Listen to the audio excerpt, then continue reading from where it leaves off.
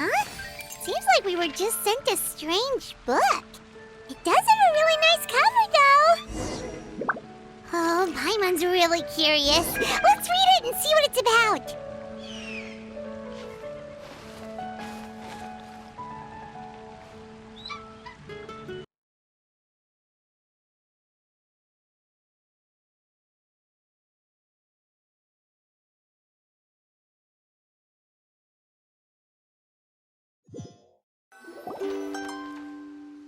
Hey! Wake up! Hey! You're finally awake. Paimon was worried sick. No idea. Paimon just woke up and then we were here. Oh, Paimon's head is all dizzy. The scenery here looks different, too. Oh, what should we do, Traveler? Please don't tell Paimon someone abducted us and brought us to some strange place that we could never leave. You're right. Better to think of this as the beginning of a new adventure. Thank goodness you're still here. If Paimon woke up alone, she probably would be trembling in a tree hollow.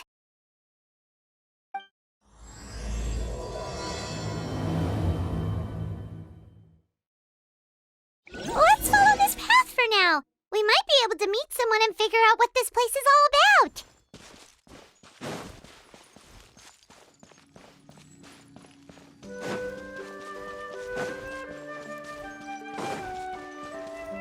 Wouldn't gliding be faster?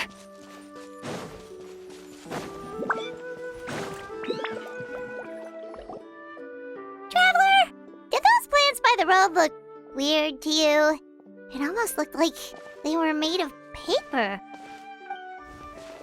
And those two frogs over there? Yeah, they look like pieces of origami. Oh, by the shade of a lotus leaf stream, don't tell me you forgot how to jump! I didn't forget, Firecracker.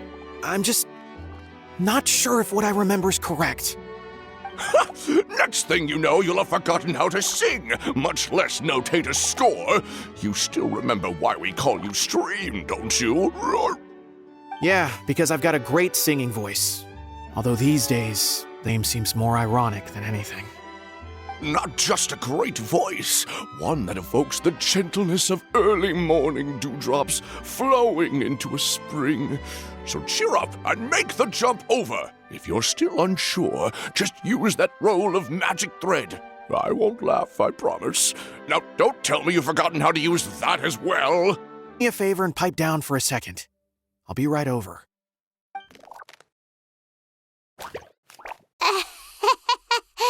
You saw that too, right? Paimon's not seeing things, is she?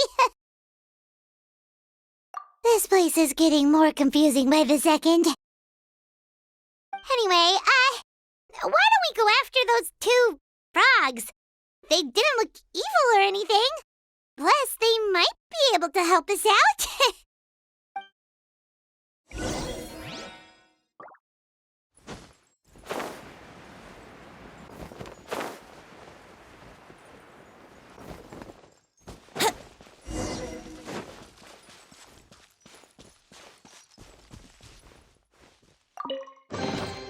Thank Barbados.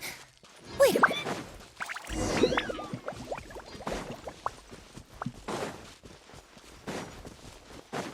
Ha! Guess we're not catching up to those frogs. They were so fast. Paimon couldn't even tell where they hopped off to in the end. Excuse me, honored travelers. Did you come from the Cliff of Prophecy, perchance? The chubby paper hamster just talked. Chubby? Who are you calling chubby? I've just got a slightly thicker layer of paper on me, that's all. Allow me to introduce myself. My name is Almond, and I'm an elder of the Forest of Blessings. I've been waiting here for the hero of prophecy to arrive. Traveler, could you pinch Paimon just to make sure she's not still dreaming? Pinching, you say? Well, I can help with that. Although you'll have to get a little closer. My arms are rather short. That's alright.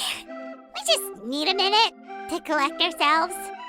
Okay, let's think things through. We know for sure this isn't the world we're familiar with. The talking paper animals and all the paper trees and plants make that pretty clear. The hero from another world, supported by their companions, shall restore peace to the world. That is what the prophecy says. Dearie me, I completely forgot to introduce you to this world, didn't I? And here I am, getting all excited by the arrival of the hero. You'll have to excuse me. This old brain isn't what it once was. All's the point of no return.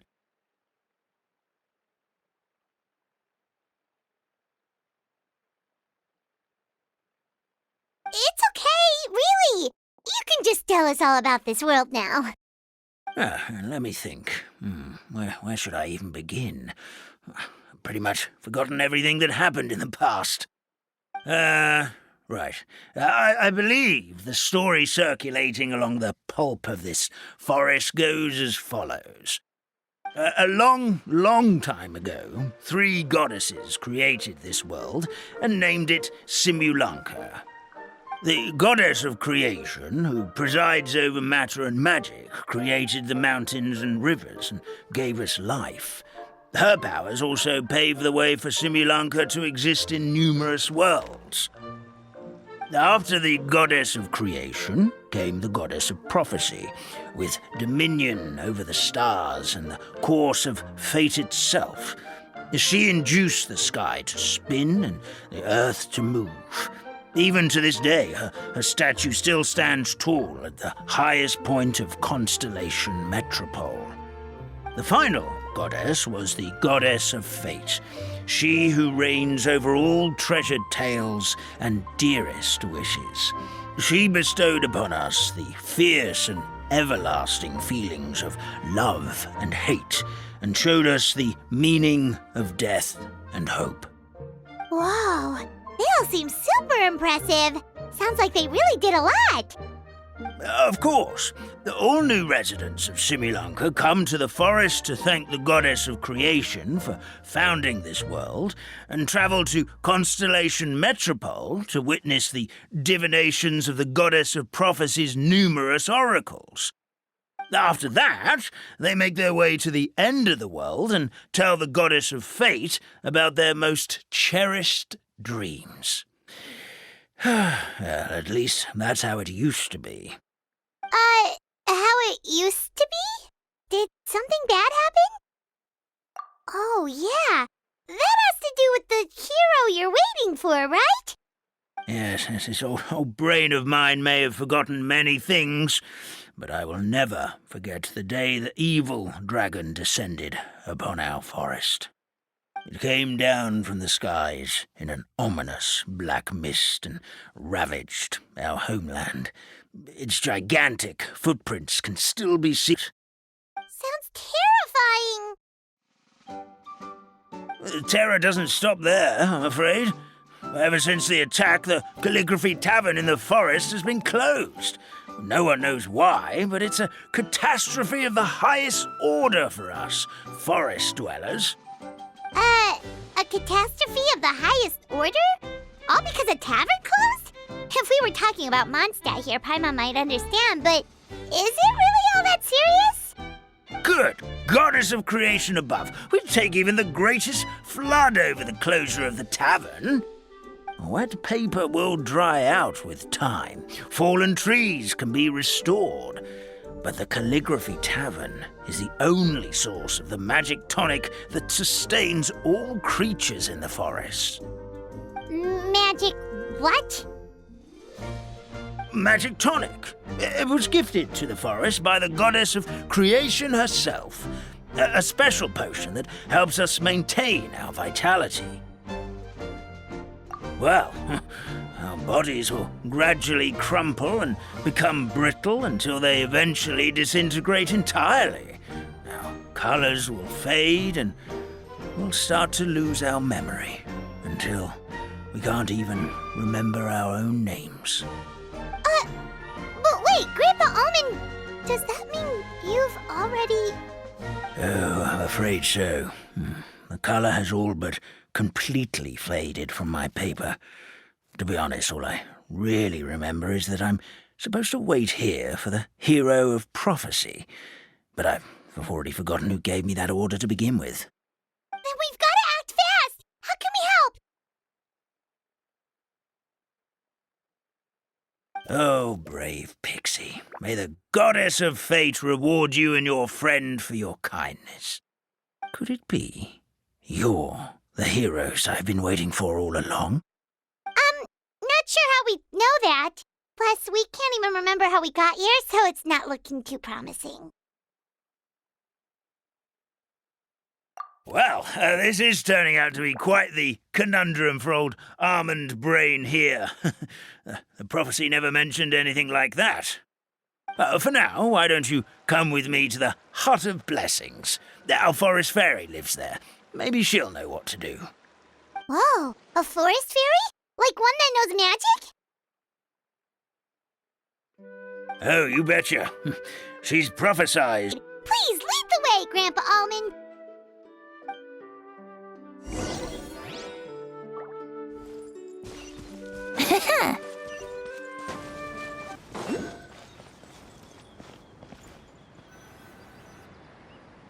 This is the place. If you could just wait a moment, the fairy should be... Traveler! Paimon! Paimon knows that voice. It's really you! I'm so happy to see you!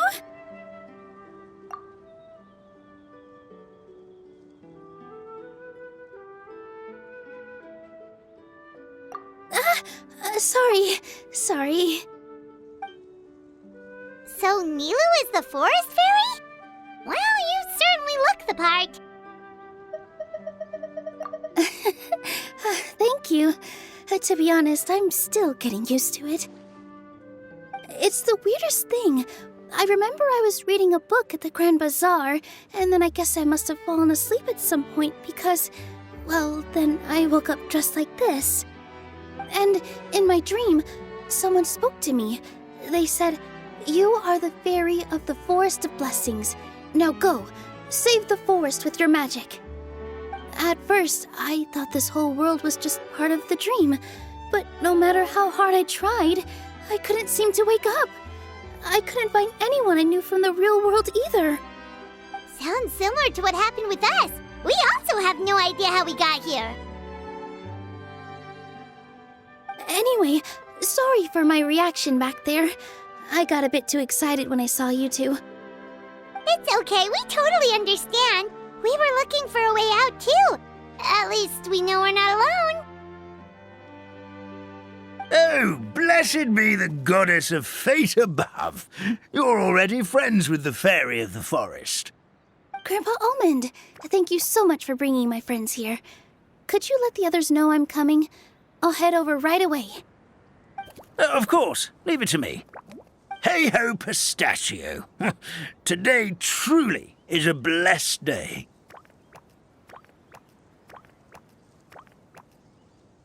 Wow, Nilu. Looks like you made short work of getting to know the locals. Well, when I arrived here yesterday, Grandpa Almond told me all about the state of this world. Since they think of me as their forest fairy, I just felt like I had to try to help them. Oh, so you mean like using some kind of forest? Vision, but it doesn't seem to work here. If the books stored in this hut are anything to go by, this seems to be the place where the goddess of creation first made the townspeople of this forest. She folded the pages of books into small origami animals, gave them life with her magic, and with time, that's how the Forest of Blessings took shape. Maybe one of the books here could teach us how to use magic. I read them all, but only found one reference to magic. The incantation, abracadabra, means to create what I say. This is a world made up of words, where fantastical powers can be wielded by all. Okay, so basically everyone in the this world can use magic? That's nice, but still kind of vague. Yeah, from the other books I read, it seems like this goddess really likes to play fast and loose with the details. So, what should we do now? Didn't you say you were going somewhere, Nilu? Oh, yes. I was going to help some of the other residents of the forest. They've been busy making preparations to reopen the tavern, so I thought I could help out. Got it! Guess we should just focus on what we can do for now. This whole thing is making me pretty nervous, actually. It's like I've been pushed on stage without being taught the choreography. Since I'm already wearing the costume, though, I might as well try to play the part. It's what a professional dancer would do. And who knows? Maybe I'll find my own magic along the way. All I can do is try, right? At least you're optimistic. Thank you. Then let's go.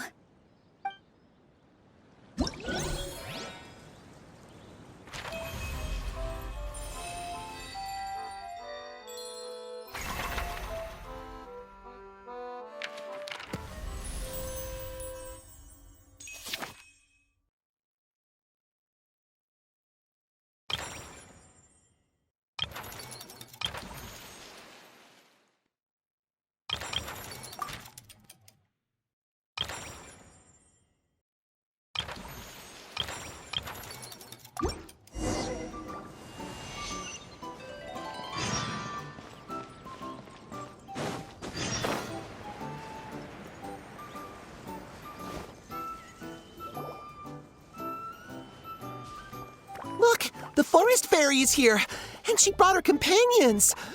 Is there anything we can do to help? Oh, we wouldn't dream of troubling you with our petty problems, my lady. Don't you worry, we have it all under control.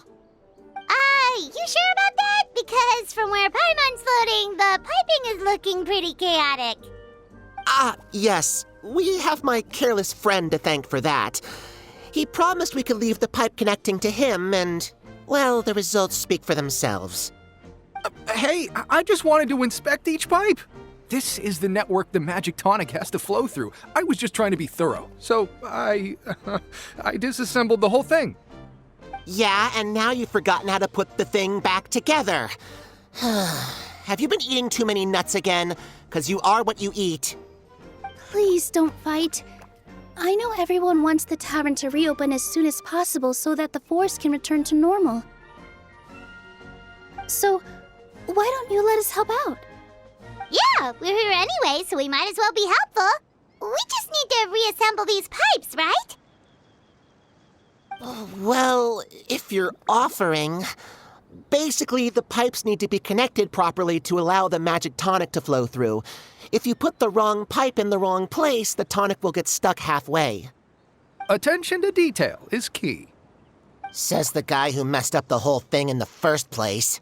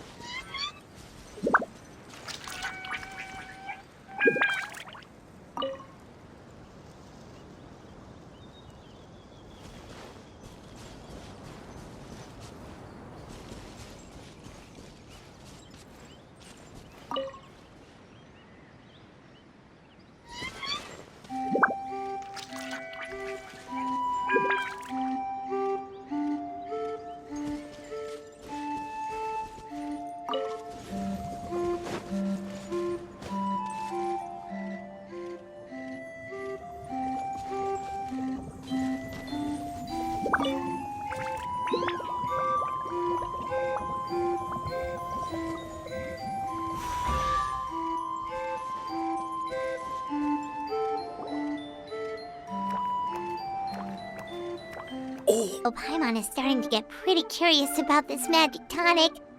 Could she have a teeny tiny sip? Just a little taste, please? It's not greed, it's curiosity. Well, if it's really just one sip, I guess that would be fine. Just be careful. This is one of the last cups left in the entire forest. We're supposed to save it for our research. Just a sip, promise! Okay, here goes. We won't... What? What was that? Oh, it's sticking to Paimon's tongue! Wait! Is this just regular ink? Wait, does that mean what the legend says is true? The goddess of fate used ink to compose her stories on paper, and the goddess of creation used her power to bring those tales to life. No wonder the tavern is so important to the forest. Maybe the fading disorder occurs when the ink within the body dries up. That would explain why the beings here are forgetting their own stories. Oh. I'm not really sure I can really wrap my head around this conversation, but there's no need to get all worked up on our behalf, my lady. With the pipe installed, I'm sure the tavern will be up and running in no time. What do you mean, can't wrap your head around it? The fairy is recounting the story of how the goddesses gave us life. In fact, I've seen the goddess of creation with my own eyes. Really? Don't be ridiculous. There's no way you're old enough to have met her. We're the same age, and I think I would know considering we went to tell our wishes to the goddess of fate together. So stop talking a load of papier-mâché. Oh, fine. It was my grandfather, all right? He was the one that saw her. He said that one day after he finished work, he saw the goddess of creation grant us life with his own eyes. In her hands, she held the very paper used to form our bodies. She whispered something into the pages, and then suddenly a paper frog was born, ready to leap into the world. Oh, it was spectacular. Cut the theatrics, will you? You weren't even there. Wait, so that's it? Paimon thought creation magic would have a little bit more pizzazz. Oh, so in your world, the creation of life is a much showier affair? Magic doesn't have to be spectacular. That's enough out of you. All your boasting is confusing our kind fairy. Oh, no, it's all right. I actually think I understand the magic of this world a bit better now. Thank you. The honor was all ours, milady. Traveler, Paimon, we should make our way to the next location. What a find! I wonder how many bottles this will be worth.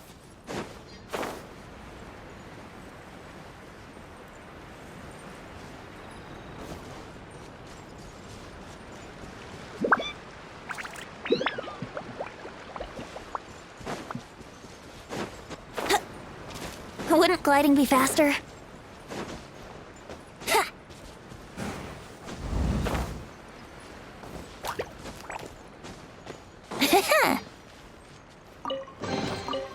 Thank Barbados. Wait a minute.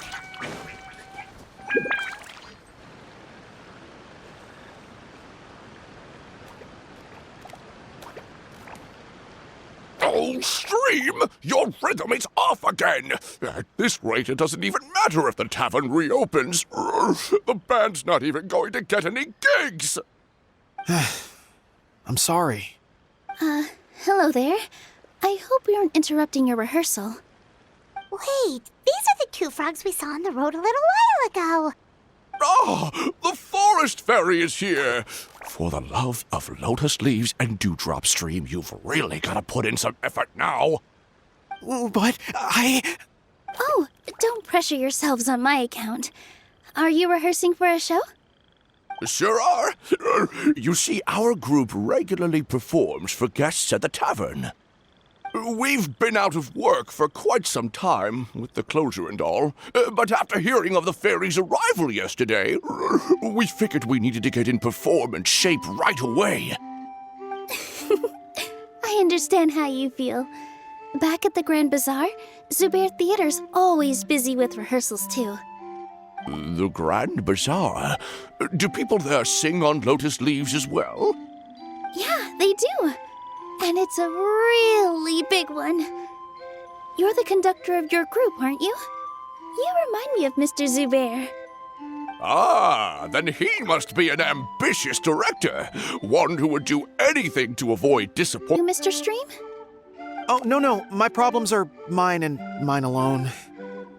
It's just, after the tavern closed, I somehow forgot how to sing. I'm always a few beats behind everyone else, and I keep singing out of key. You were our trump card, our best singer by a mile. I know, but...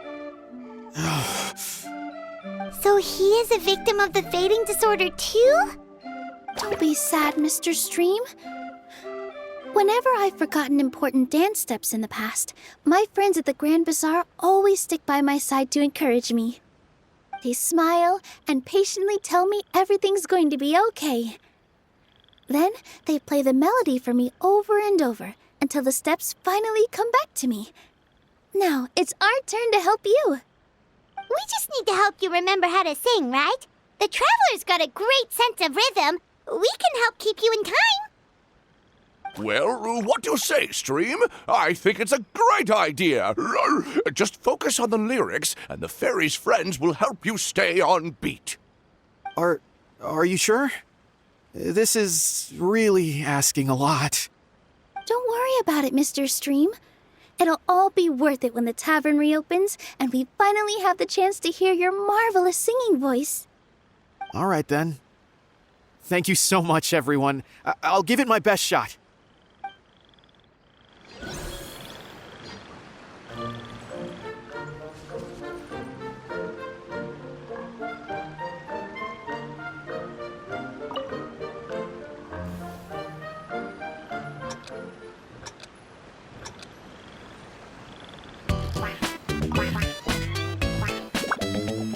Excellent! Perfectly in time!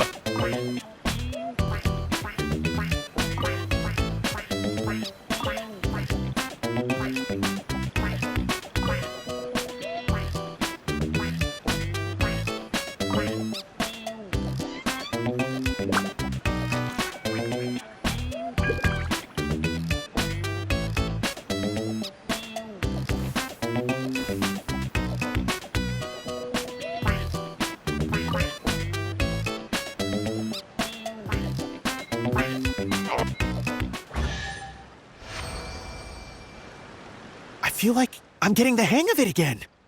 Goddesses above, this better stick when it comes to the performance. Just do it exactly like how we rehearsed. Thank you, everyone. Thanks to you, my voice is once again as clear as a flowing stream. Glad to hear that you're feeling better, Mr. Stream. It's also about time for us to go to our next destination. Mm-hmm. We'll be looking forward to your performance at the tavern. We've got one final stop. Let's go. Blind! I wonder how many bottles this'll be worth.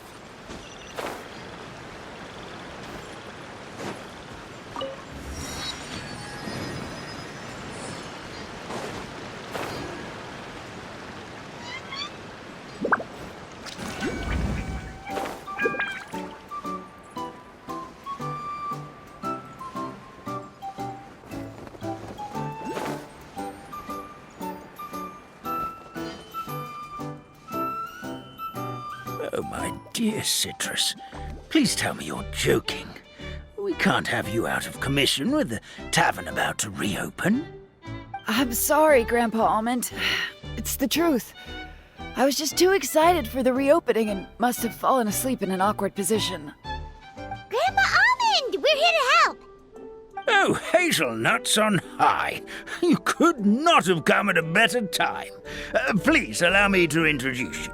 This is the bartender of the Calligraphy Tavern, Miss Citrus. Miss Citrus is supposed to add all kinds of delicious fruits to the magic tonic. Her additions are what turn it into the finest brew in the land. She's indispensable to the operation of the tavern. I appreciate the kind words, Grandpa Almond, but... my neck. Are you all right? Terrible timing. getting a kink in my neck at a time like this. Could you give my tail a little twist? That should help free up the movement in my neck. I would do it myself, but I can't reach my own, and Grandpa Almond is too old and as light as a feather. The neck and tail are connected? Of course they're connected. Just like how you can't have a rainbow without rain. Anyway, you just need to position me at the right height to pick the fruits. And then put...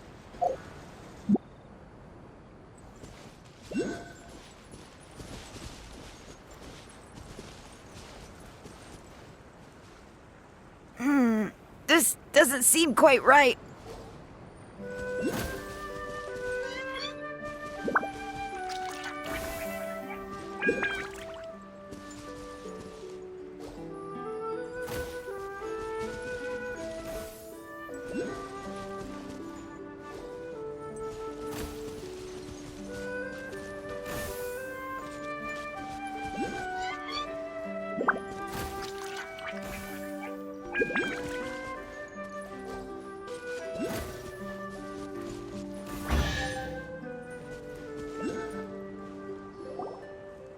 Perfect! My neck feels much better. So there really is some kind of connection between your neck and tail. Thank you so much, everyone. I can rest easy now, knowing the drinks at the tavern will be just as wonderful as before. That's another problem solved!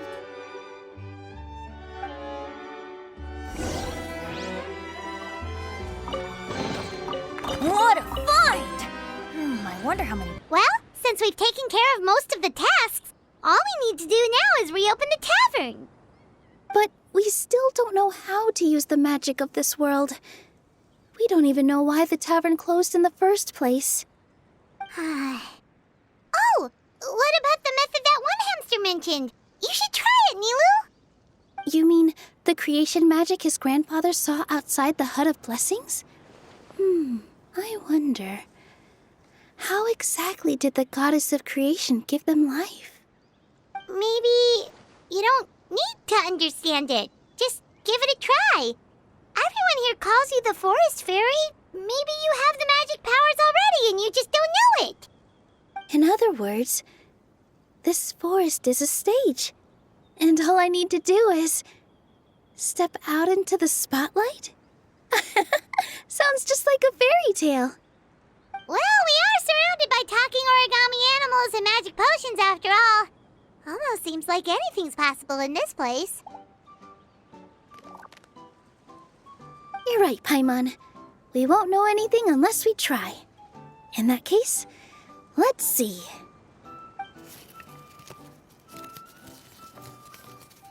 This is how you do it, right? I think I got the folds right. Whoa, your origami skills are great! I once saw one of our prop people making something similar. It looked really cool, so I took some time during my break to learn the basics. It's not a bad way to stave off sleepiness either. Well, how do you feel? Sense any, magical powers flowing through you? No. No? What are we missing? Magic words? But how am I supposed to know what the goddess said to bring them to life? Oh, good point! You're the Forest Fairy, Nilu! What do you want to say to the new resident of your domain?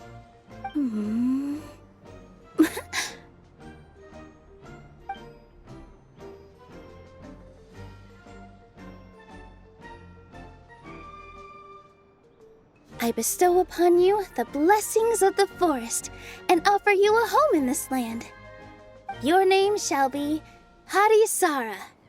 May you bloom in this world as beautifully as the flower I love.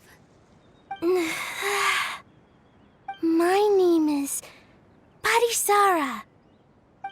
Never imagined I'd witness such a miracle at my age. It's just like what the stories said about the goddess of creation. Shell? Miracle? Nice to meet you, Parisara. I'm Nilu, the fairy of this forest. From this day forward, this place is now your home. Hello, Fairy Nilu. I hope you'll grow up happily in this forest. Grow up. Oh, you can leave the little one with old Almond for now. Oh, this sure brings back memories. It's been such a long time since we last held a welcome ceremony. Here, Padisara.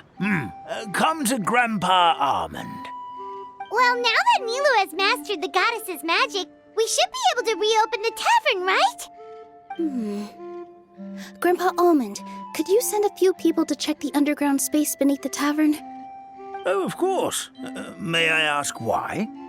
The moment I used magic, I sensed something strange down there. I have a feeling it's connected to why the tavern had to close down. Of course, we'll look into it right away. Make sure you listen to Grandpa Almond, Padisara.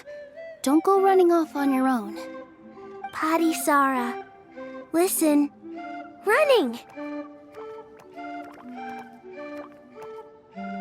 Hey, come back here, you! Wait!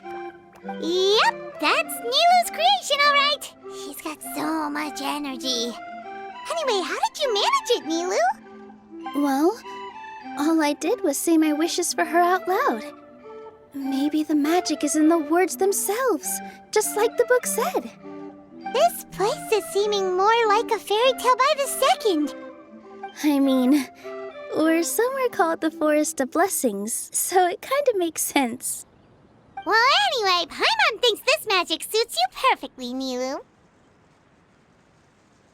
When I brought Padisara to life just now, I was able to sense the magic flowing through the forest, and the flowers and trees, and inside the creatures that live here. But for some reason, there's a hollowed-out space beneath the tavern where I couldn't sense anything at all. We're back, my lady. That was fast. You were right. There was something under the tavern that I've never seen before. It looks transparent. I've got it! Already? You've got to use fairy tale logic, Paimon. That's right. An empty ink bottle, to be exact. Still remember the taste of the magic tonic you took a sip of, Paimon? Yeah, it was ink. Oh, Paimon gets it now! Traveler, Paimon, will you come gather some ingredients with me? I learned what we need to make the magic tonic back in the Hut of Blessings. Sure thing! What do we need to get? A setting sun that never sets, a dragon that cannot fly, and a moon that only shines at night. Where are we supposed to find crazy things like that? What? How did you get that so fast? Logic, huh? Lucky guess, more like.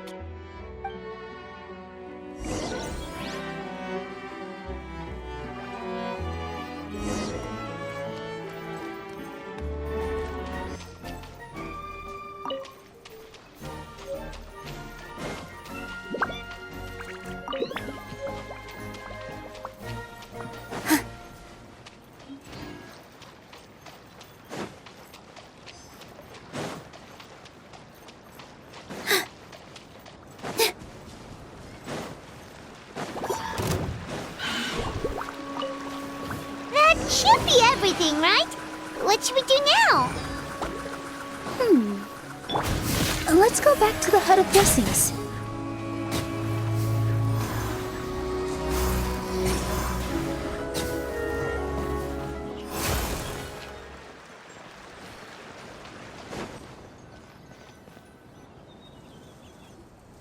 Give me just a second.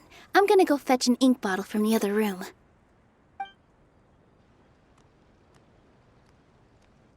Doesn't get it.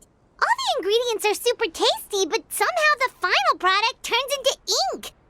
Well, anyway, Paimon's not going anywhere near this stuff this time. Not even if you bribed her. Sorry to keep you waiting. Let's see. According to the book, first you do this. then this, and then... It's done!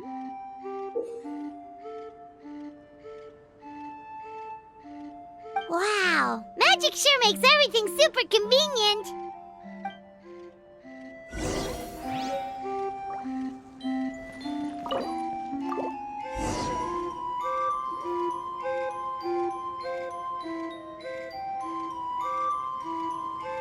Yes, this is it. This is exactly the magic tonic we need. Grandpa Almond, could you take the concoction to the room underneath the tavern and place it next to the transparent bottle you found? I'll handle the rest. Of course. As you command, so it shall be done. I still get nervous at times like this. It's just like when you step on stage and you can tell that every single person's gaze is fixed right on you. Thanks, you two. I can't tell you how great it is to have you by my side. Almost makes me feel like I've been blessed by the goddess of fate, too. Let's go. We shouldn't keep everyone waiting.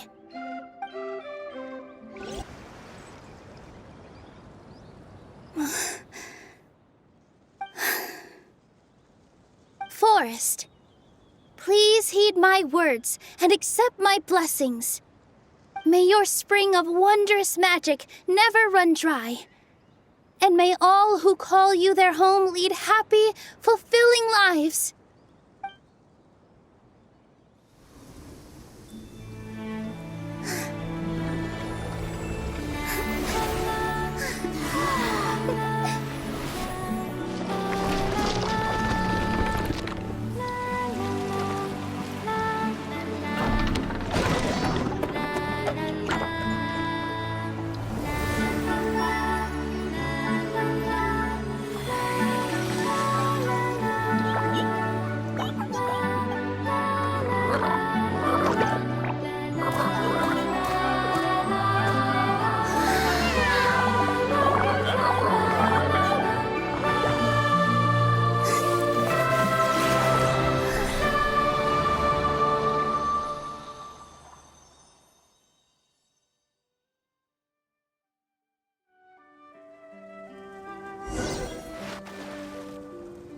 Fairy Nilu is amazing!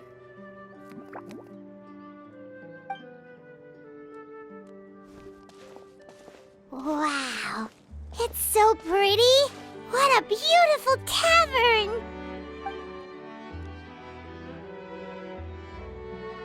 It matches the scenery of the forest perfectly. I was so surprised when it suddenly opened up like that. Just like a pop-up book. I remember now. I remember everything. It was me. I was the one who went to the top of Constellation Metropole and witnessed the goddess's prophecy. The hero who shall save this world will descend upon the cliff of prophecy. The hero, supported by their companions, shall restore peace to this world. So the prophecy really did have all the answers. You just forgot the first half. That's why I was waiting near the cliff of prophecy. Wonderful. Simply wonderful. There's still some hope left for old Almond after all. Is the Cliff of Prophecy that place with the huge mural? 'Cause that is where we woke up, but we don't remember anything about... Of course. You've already helped the fairy revitalize our forest. To us, that makes you heroes, prophesized or not. All right. Either way, we're going to keep adventuring, even if it's just to figure out how we can get back to our world. Yep, that's exactly right. Helping people we meet on the road is kind of our thing. As expected, the words of the goddess of prophecy always come true. I'll come with you. It can't hurt to have a magical fairy tag along, right? Heroes and fairies, dragons and new adventures. This is sounding more and more like a fairy tale by the second. I would say your next stop should be Constellation Metropole. It's Simulanka's most prosperous city, just across the sea. Once you've arrived at the Astral Garden at the highest point in the city, maybe you can try seeking divine counsel from the goddess of prophecy herself. Are you leaving, Fairy Nilu? I'm afraid so. There are still other people who need my help.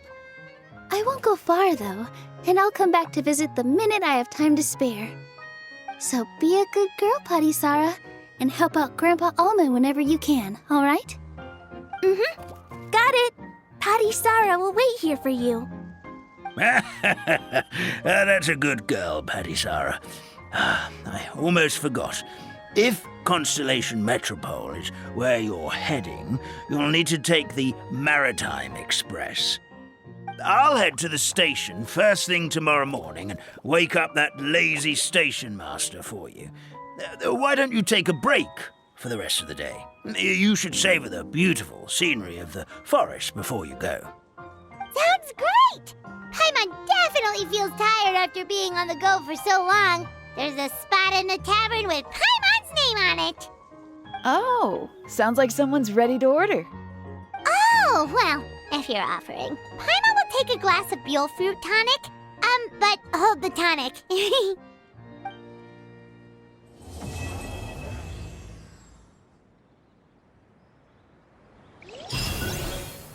Dance? Oh, of course! How about we start up with the most basic steps? Okay. What about you, Grandpa Almond? Would you like to join? This old nutcracker? I'm not quite as limber as I used to be. Come on, Grandpa Almond. Join us. All right, all right. Grandpa can't say no to you, can he? And lay a hand on me. Morning. Guess everything that happened yesterday wasn't just a dream then. Well, it's time for our next fairy tale adventure. We should head to the station Grandpa Almond told us about.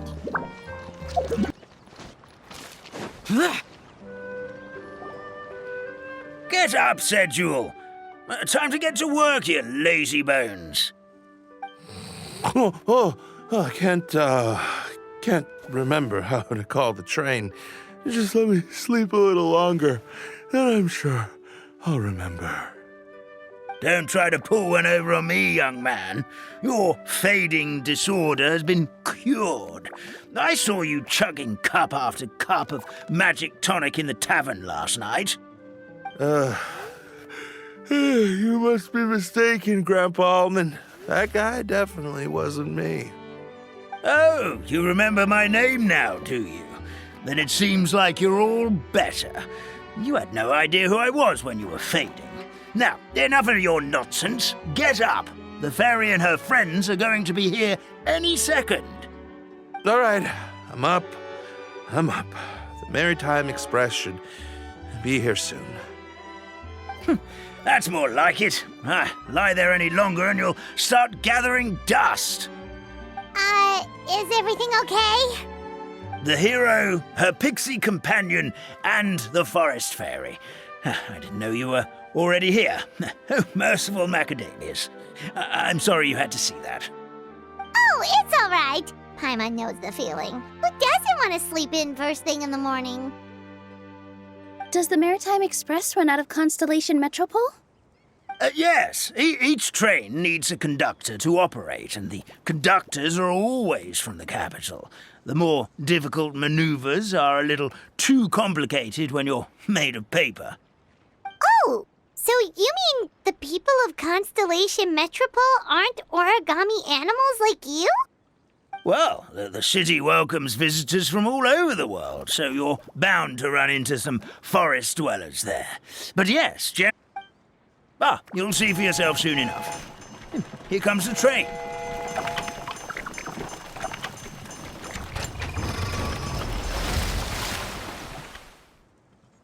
Pleasure to meet you, everyone. My name is Will, and I'll be the conductor for your journey today. I'm assuming you're the ones who called the train? Yes, we called the train.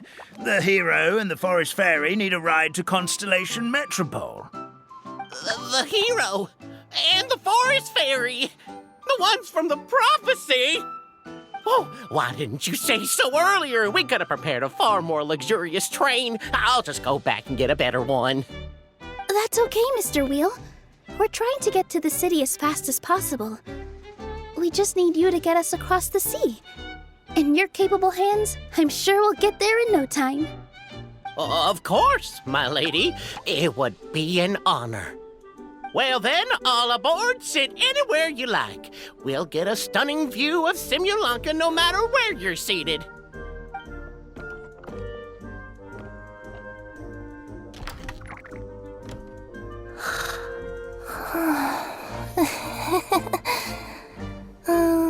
Breakfast. Did one of you just say something? Wasn't me either. Breakfast. Oh, come back. Sounds like the voice is coming from inside the train.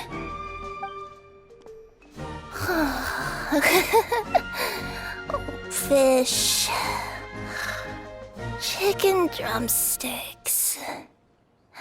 Oh, gotcha.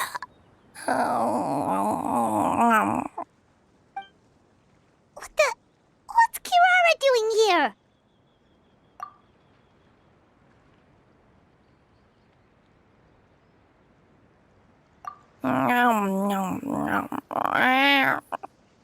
Is she a friend of yours? Oh, let Paimon introduce you.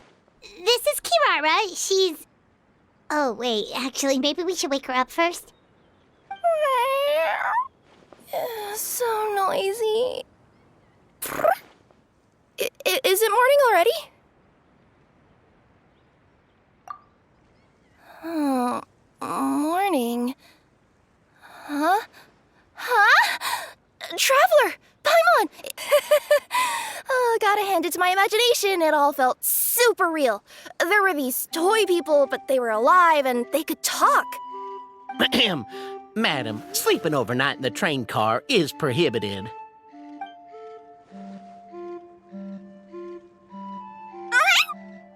It wasn't just a dream?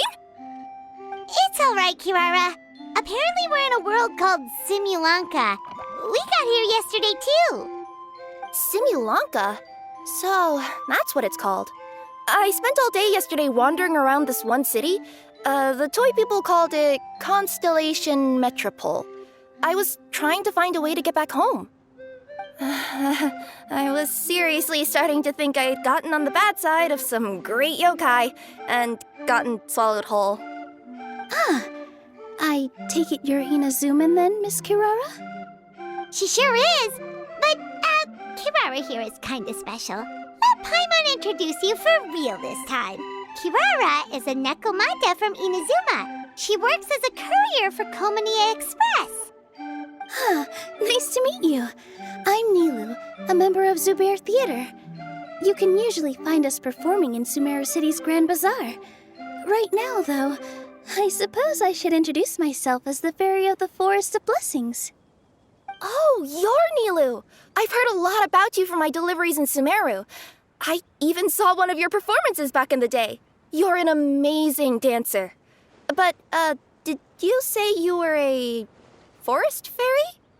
Oh, yeah, that's her new identity here in Simulanka.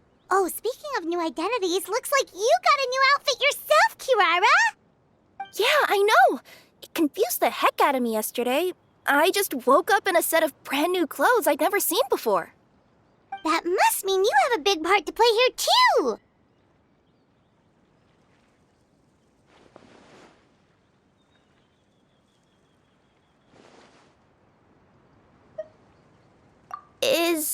Is that a thing?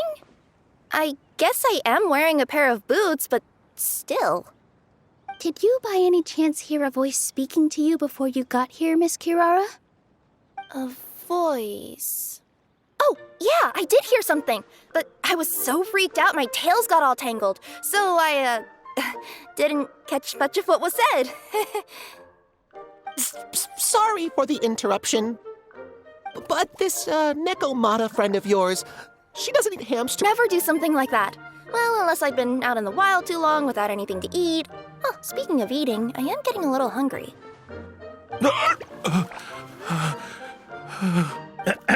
Where are your manners, everyone?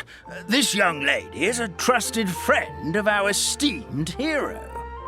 Now, I know a fear of felines is etched into us with ink, but I'm certain Miss Enkanomiya in boots here means us no harm. It sure looks like you're keeping your distance, though, Grandpa Almond. You will have nothing to fear, I promise.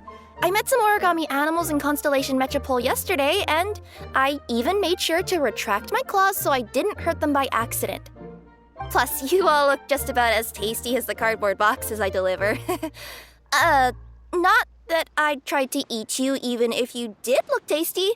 Promise. Please excuse us, Mom. It's just an unconscious reaction. Dear passengers, it's almost time for us to depart. Oh, yeah, that. Whoops. This turned into a pretty long conversation, didn't it? All right, let's get on the train. You coming with us, Kirara? Mm-hmm. I'll ride with you to the next stop. There's a place near the Metropole that caught my eye yesterday, so I want to go explore it today. Then all that remains for me to say is, on behalf of the Forest of Blessings, thank you once again for all you've done for us. May the Goddess of Fate be with you and bless your journey, Madam Fairy, Miss Enkanomiya in boots, and our brave heroes. Please do visit us in the Forest of Blessings again, once peace has returned to this land. We will. We'll definitely meet again. Take care, Grandpa Almond.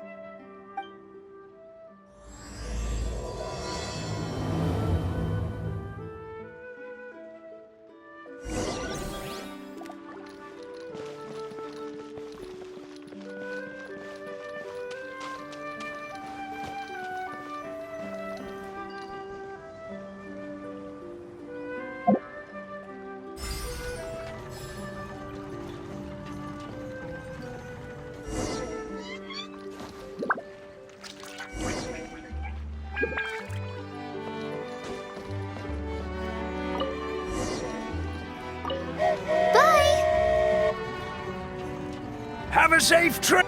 Please keep your head and arms inside the train at all times.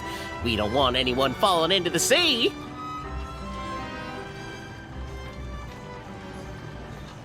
There's a train coming the other way, too. Hey! And now that the fading disorder is cured, I'm sure the forest will be a lively place again in no time. I gotta go explore that forest at some point. It looked so pretty from the train. I just hope they, won't be too scared of me. We'll be arriving at our destination shortly. Please prepare to disembark.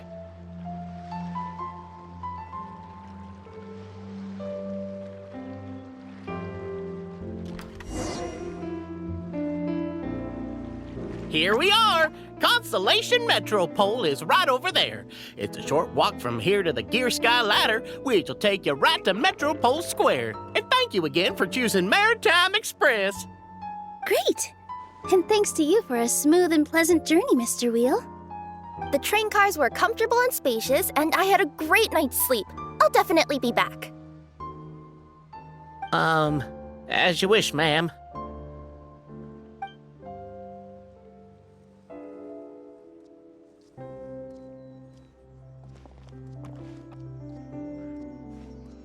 Where should we go next? Is that place you wanted to check out nearby? Mm-hmm. I took a walk around yesterday, and it felt like there was something weird about it. So, I think I'll indulge my curiosity and go investigate. Want us to come with you? It's okay. You guys go ahead and visit the Metropole for now. Hopefully, that's where you'll be able to find out some more about this world. I pretty much explored the whole place from the rooftops yesterday, but for some reason, this is the place that caught my attention. You know what I mean, right? Like when you get a stone stuck in your claw or something, it keeps nagging at you to dig it out, but you can't focus on anything else until you do. Don't worry, if you run into any trouble, I'll be there faster than you can say gold level courier of the Enkanomiya Express. Okay, fair enough. We'll head to the Metropole then. Guess this is where we say bye for now. Mm-hmm. Don't worry about me. Let's not forget, I'm a yokai.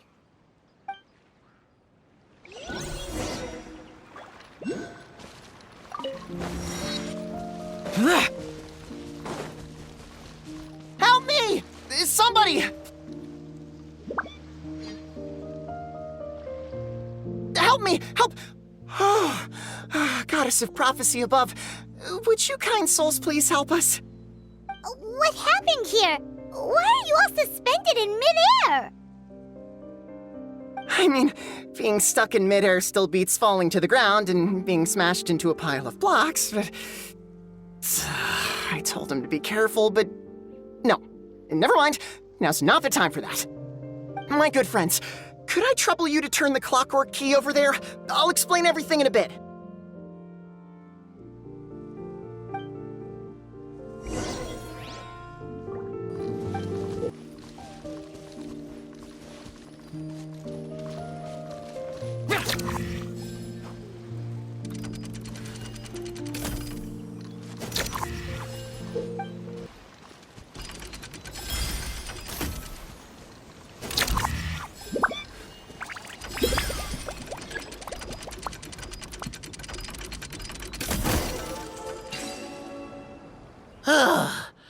Thank you. Oh, thank you. What happened there? It almost seemed like we turned back time. I take it this is your first time witnessing the power of the Goddess of Prophecy, then? If so, I can see why you might think that. Basically, this is a gift bestowed upon Constellation Metropole by the Goddess of Prophecy, who rules over the natural course of all things. It helps those who have deviated from their proper path to get back on track. Proper path? Do you mean everything that happens in the Metropole has been planned out since the very beginning? Why are you saying that as if it's a bad thing? You're not explaining it clearly. Here, allow me. Of course, all the residents of the Metropole have been care routine is entirely my choice. But whenever something disastrous is about to happen, like when I almost got turned into a pile of rubble just now, the goddess's magic will activate in the world around us. So, in other words, it's kind of protection magic? To keep people alive? You could say that. There are other situations in which it activates too, but that's basically correct. Well, in any case, we're glad no one's hurt. Are you heading to the Constellation Metropole? Yep. Do you know where we can find the Gear Sky Ladder? Oh, it's just that platform up ahead. The one with the key sticking out. That thing? Are you sure? Yep, that's the one.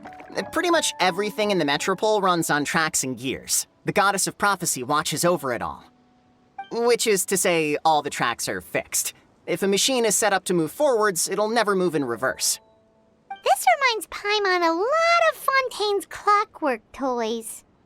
You mean, like those music boxes with dancing figures? I think I've seen one or two from the merchants in Sumeru. Yeah, exactly like that. Anyway, sounds like it's not gonna suddenly fall out of the sky, so Paimon's okay now.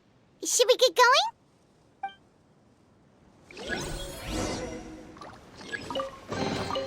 If it's useful, I'll take it.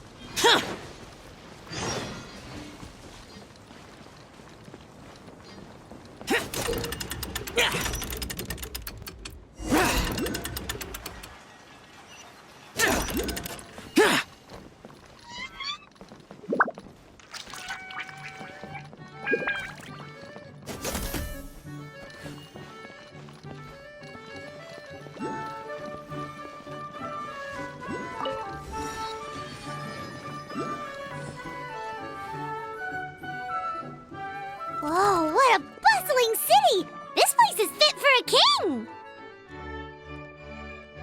Our next step is to get to the top of the metropole and ask the Goddess of Prophecy for guidance.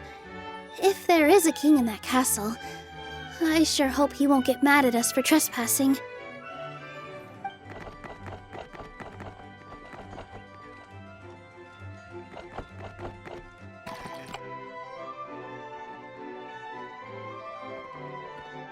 Make way for the king!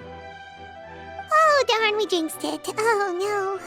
Did he overhear us talking about us sneaking into his castle? Paimon hopes he's not mad. Silence! The one who shall soon stand before you is the ruler of Constellation Metropole, the one who descended after a meteor shower, and the protector of order and all the stars in the sky.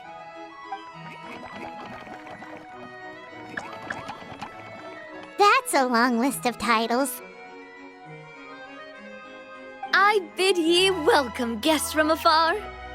Long have I heard of your grand deeds, O fairy, who restored the lifeblood of the forest, O hero, who, huh? Navia! Hold your foul tongue! How dare you utter Her Majesty's name?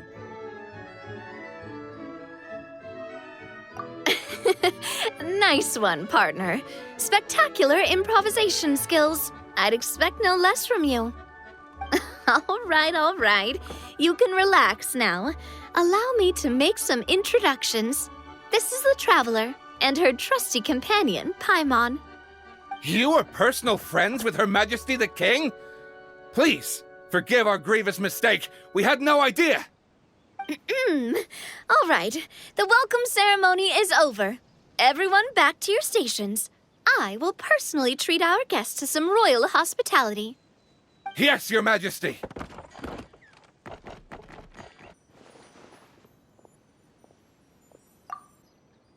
Oh, come on, I've already sent them off. So anyway, how did you guys get here? We were gonna ask you the same thing! Also, how are you already king of this nation? And where did you get a crown? Oh, wait, don't say it. You just woke up like this, right? Sounds like you've answered your own question. But before I woke up, I heard a voice say to me, "You are the king of Constellation Metropole. Now go forth and save your city." A similar thing happened to me. Oh, yeah, sorry. You must be the fairy of the Forest of Blessings, right? Mm-hmm. This is Nilu, a friend that we made during our time in Sumeru. Nice to meet you, Miss Nilu. I'm based in Poisson. Seems like you're taking this all in stride. Aren't you nervous about getting stuck here and never being able to get back home? Why would I be worried about that? We've faced much bigger problems than this before, and we always pull through. This should be a piece of cake. Besides, life's always full of surprises. You gotta learn to just enjoy it. That sounds like a great outlook on life. You have a very optimistic spirit. Thanks, I'll take that. Honestly, though, it also puts me at ease to find out that you guys are the fairy and heroes that I've been hearing about in this prophecy. We're kind of veterans at dealing with prophecies by now, aren't we? About that, has anything bad happened in the Metropole? We heard about an evil dragon. Did it make a mess here too? It sure did. Apparently, for whatever reason, he went for the stars above the city recently. Literally just flew up and started snatching them out of the sky. Luckily, the guards responded quickly and stopped the dragon from taking them back to his lair. Unfortunately, though, he dropped them before he flew off. Now they're scattered all around the Metropole. I've been out trying to retrieve them, but I only managed to get one of them before you showed up. Oh, I didn't ask yet. What brings you to the Metropole anyway? Oh, Paimon can explain.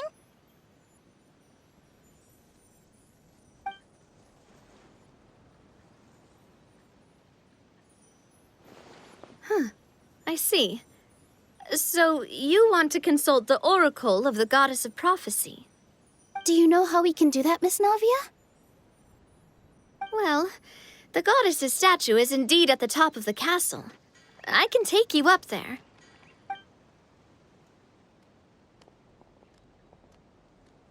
However, I've heard from the citizens here that the goddess hasn't given out any new revelations in a very long time. Really? But Grandpa Almond told us that he received his prophecy from the goddess. Oh, that's probably because the prophecy about the hero of Simulanka has been around for a very long time. But recently, people realized that the goddess didn't reveal anything about what's supposed to happen after peace has been restored. Huh. Okay. Still, can't hurt to try your luck. And maybe you can help me get rid of the invaders while we're at it. Invaders? So the dragon's not your only problem? Things have been happening to the residents. Have you come across the gift from the goddess of prophecy yet? You mean the protection magic that stops them from coming to harm? We saw it in action. Yep, that's the one.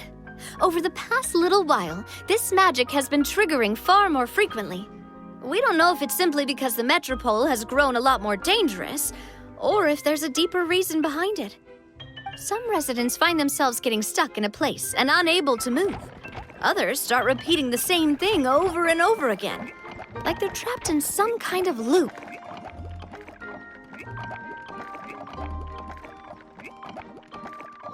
If we were to use clockwork toys as an analogy, could it be that the tracks have eroded or the gears have slid out of place? That's exactly right, Nilu. That's basically what's happening. Anyway, some of the monsters outside the city saw this as an opportunity to launch an invasion. But we didn't see a single monster on our way here. That's because I already took care of most of them over the past couple of days. Of the remaining few, we trapped some of them inside the castle and chased the rest back out of the city. Okay, so to summarize, not only has the magic here gotten all messed up, but the dragons also knocked some of the stars out of the sky, plus there's a bunch of monsters in the city. Sounds like there's a lot more to fix here than in the Forest of Blessings. Well, defeating the dragon and the monsters should be straightforward enough. But how do we fix the magic? Supposedly, the goddess has had it all planned out for ages. One of her oldest prophecies says this: "Go and push the gear that connects up to the starry sky. When that time comes, I shall dance and return the tracks beneath my people's feet back to the stars in the sky." Huh? But weren't the tracks the gift that she gave to her people in the first place? Does that mean she plans to take the gift back? That's what the prophecy seems to be saying, yes. So, as a result, some people are against turning the gear, despite what the prophecy says, since they fear a future where they no longer enjoy the goddess's protection. But letting this drag on isn't the answer either, is it? No, and I think they know that. But they're just too afraid to take that final, terrifying step. They're still hoping there might be an alternative, but... Exactly. You know me well. And that's why you're my partner. I want to get as many people on my side as possible. At the end of the day, this is their city, and they should have the right to decide its future. Ooh, spoken like a true wise king, Navia. I am the boss of Spina di Rosula, after all. This may be my first time as a king, but there are a few similarities between the two roles. Traveler, Paimon, Miss Nilu, would you be willing to lend me your support? With your help, I'm confident we'll be able to find the most frictionless way to resolve the problems plaguing this city. Thanks, partner. Seriously, like we'd ever say no. We're your friends. No need to ask us so formally in the future. I'm happy to help too. This is a beautiful city, and just like the Forest of Blessings, I would love to see it return to normal as soon as possible. Great. As the king of Constellation Metropole, I extend to you my gratitude. All right, everyone, follow me. I'll show you the way to the goddess statue at the top of the Metropole. And stay close. You don't want to get lost in my castle. It's huge.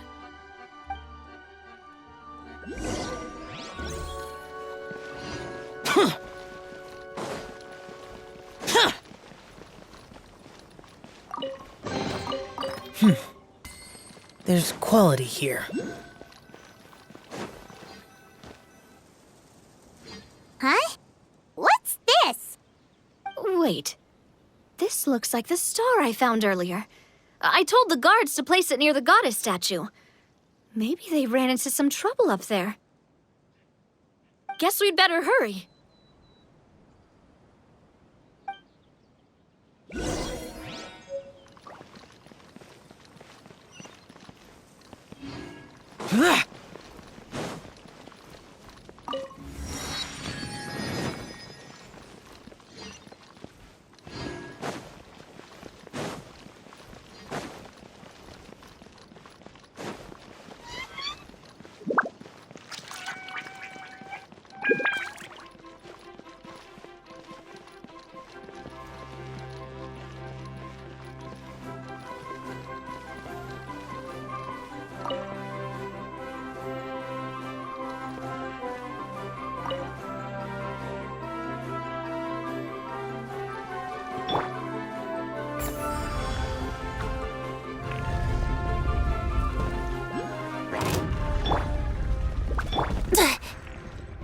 Yeah.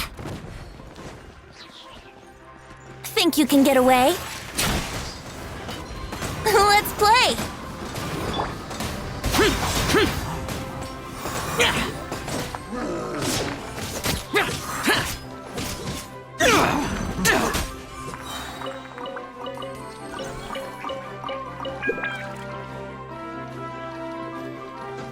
Whoa!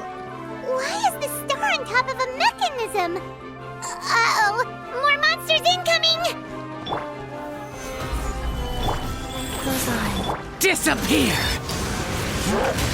Here! Worthless!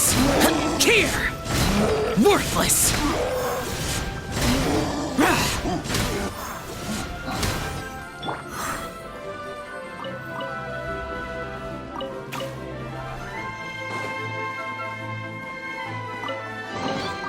Unsolicited, and all the more valuable for it.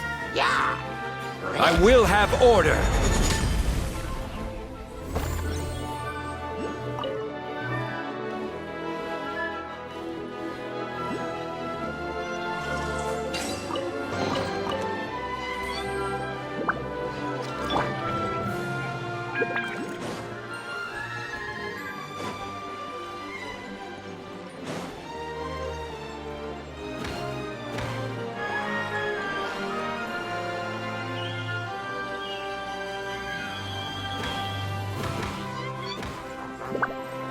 Time for takeoff. Go.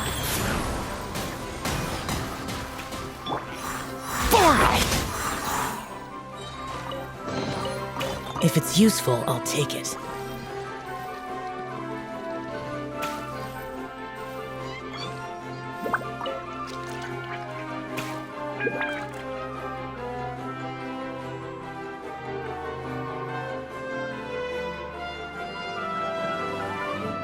Feels like they really didn't want to give that to us.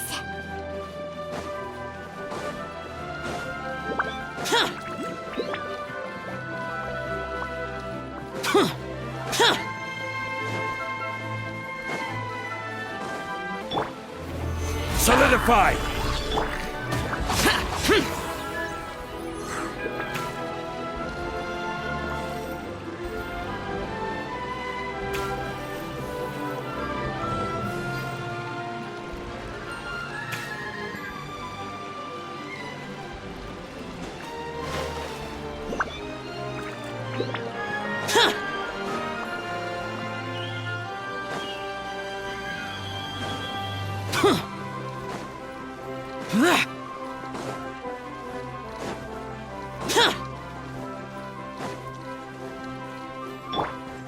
Think you can get away?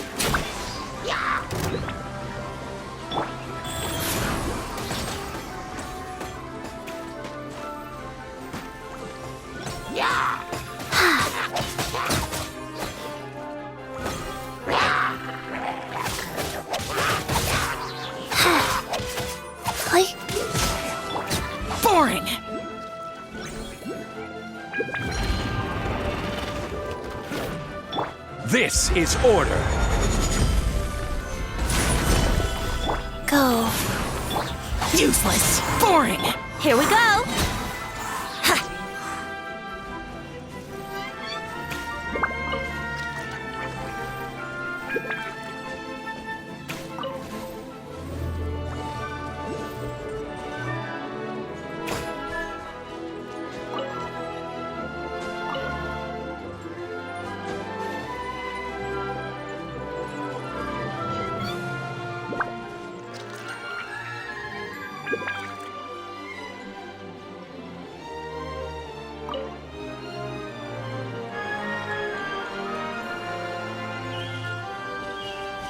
Another one in the bag! That sure was rough. Thank Barbados. Wait a minute.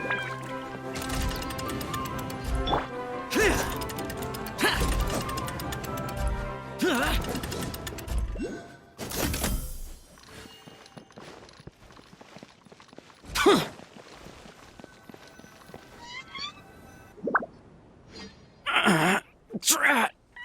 I can't move! What happened? Your Majesty! This conservative radical, he attacked us! He threw the star from the Astral Garden and even stole the magic thread linking the Oracle Pillars! Nobody touched the celestial gear! What's an oracle pillar? You need to use it to pray to the goddess. I'll explain later. First, let's help these guys.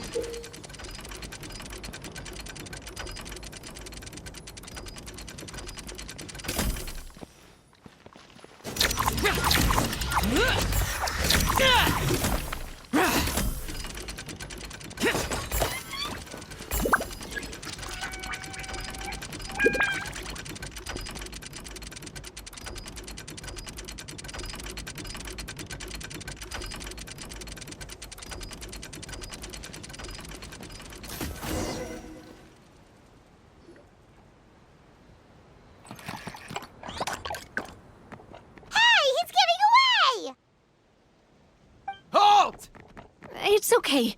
Let him go. But, Your Majesty! Even if we catch up to him now, we won't be able to change his mind, much less quell the fear that many others like him are feeling. All it would do is turn him further against us. Understood, Your Majesty. Also, this is the magic thread he was holding from the Oracle Pillars. Your Majesty, what should we... Please give that to the traveler over there. I believe they have some questions for the goddess.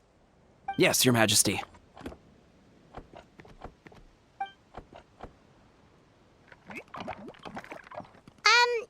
So, what do we do with this exactly? See those oracle pillars over there? Just use the magic thread to connect them together in a specific pattern, and the goddess of prophecy will answer your prayers. Oh! Sounds easy enough. Let's give it a try.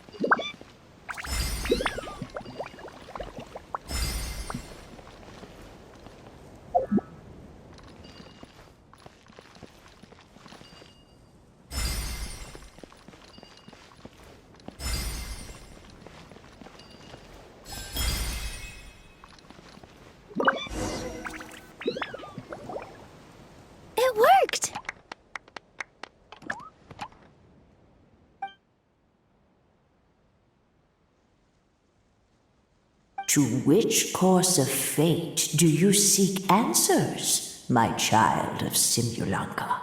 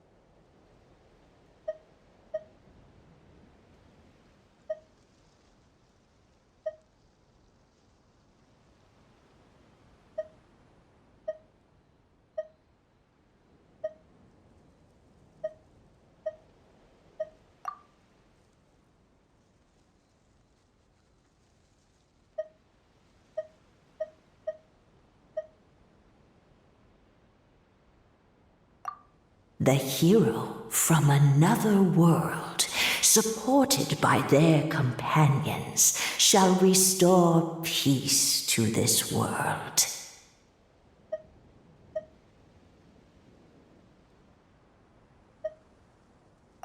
Go and push the gear that connects up to the starry sky.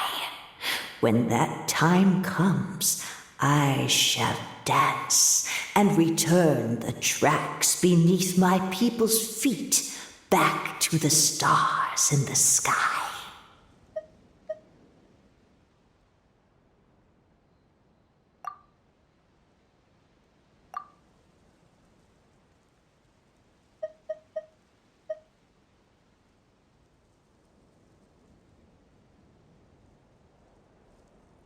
So, Miss Navia was right. The goddess of prophecy didn't tell us anything about the future. Fair enough. We have to restore the sky back to its original state by putting the stars back in their positions. Let me do a quick count. All right. Adding in the ones we picked up on the way here, I think that's all of them. Let's go hang these stars back up in the sky. In the sky? How do we get up there? Oh, I got us covered. We will, of course, be taking the Aerial Express. Is that a flying train? Hey, you already took a train that runs on water. Is a flying train really that much weirder? Well, at least the Maritime Express still runs on a track. Oh, come on, don't worry about it. This train has been blessed by the goddess of prophecy. Its whole purpose is to protect the Metropole's skies. It took me a lot of effort to find it, you know. I don't think anyone's used it in, 100 years. 100 years? Are you sure it's safe? Let's not forget that the goddess of prophecy's magic has been going haywire recently. Well, it's not like we have any other options. Unless you want to do the honors, Paimon. Fancy flying up there on your own? No, thank you. It's way too high up. Oh, wait, Nilu. You've got a feel for how magic works here. Can you do your thing and sense if this train is the real deal? I can try. Yes, I can sense traces of magic. But it's different from the kind I felt in the forest, so I don't know. Okay, fine. Guess there's only one way to find out. That's the spirit. I'll come with you. Miss Nilu, will you be joining us? I think I'll stay behind. That way, if something does go wrong, you'll have someone on the ground to get you some help. That makes sense. If the train does break down, you can make us a giant origami crane to come bail us out. Or if a crane's too difficult, a finch could work.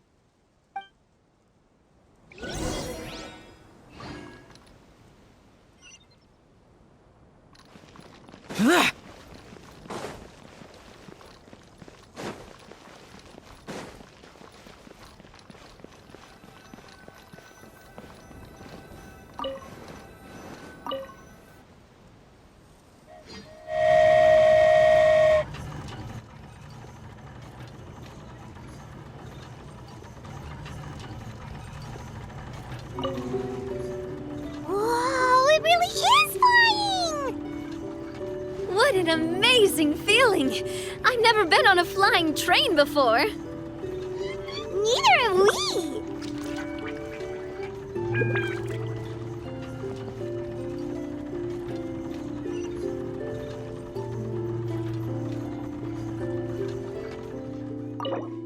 That should do it. On to the next location.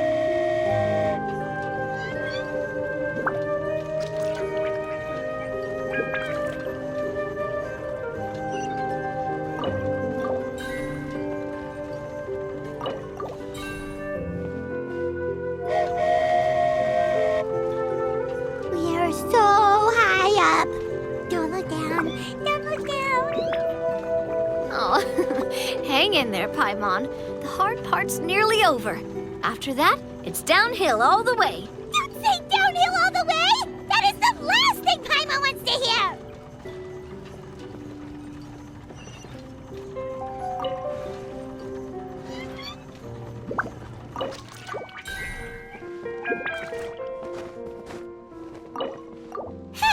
We're finally done! Okay, let's get back down while this train is still working!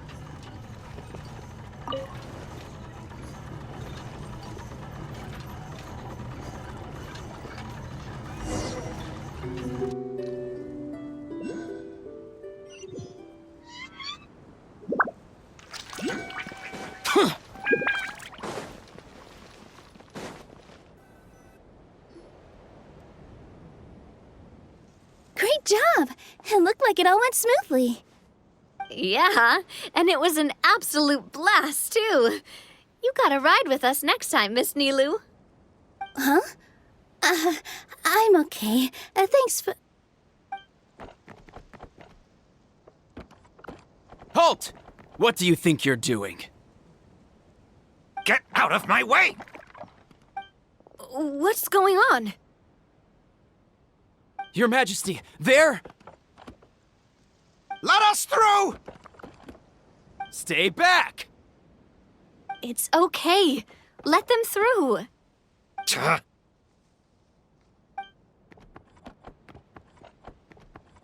Your Majesty, could we please ask you not to turn the gear that connects up to the sky? And why is that? Lives? Some of us, we just aren't ready to lose that protection. I see. I understand. Huh? Your Majesty, do you mean... I won't turn that gear. Not until you're ready. What? I've said before that the Metropole belongs to the people, and they should have the right to decide its future.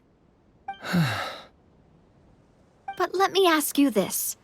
How do you plan to solve the issues we are currently facing? Well, we'll start by rescuing the people that have gotten stuck.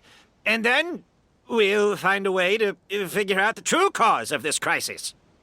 And have you made any headway on that? The true cause, I mean. Unfortunately not. Hey, you little... I'm sorry, my friend, but it's the truth.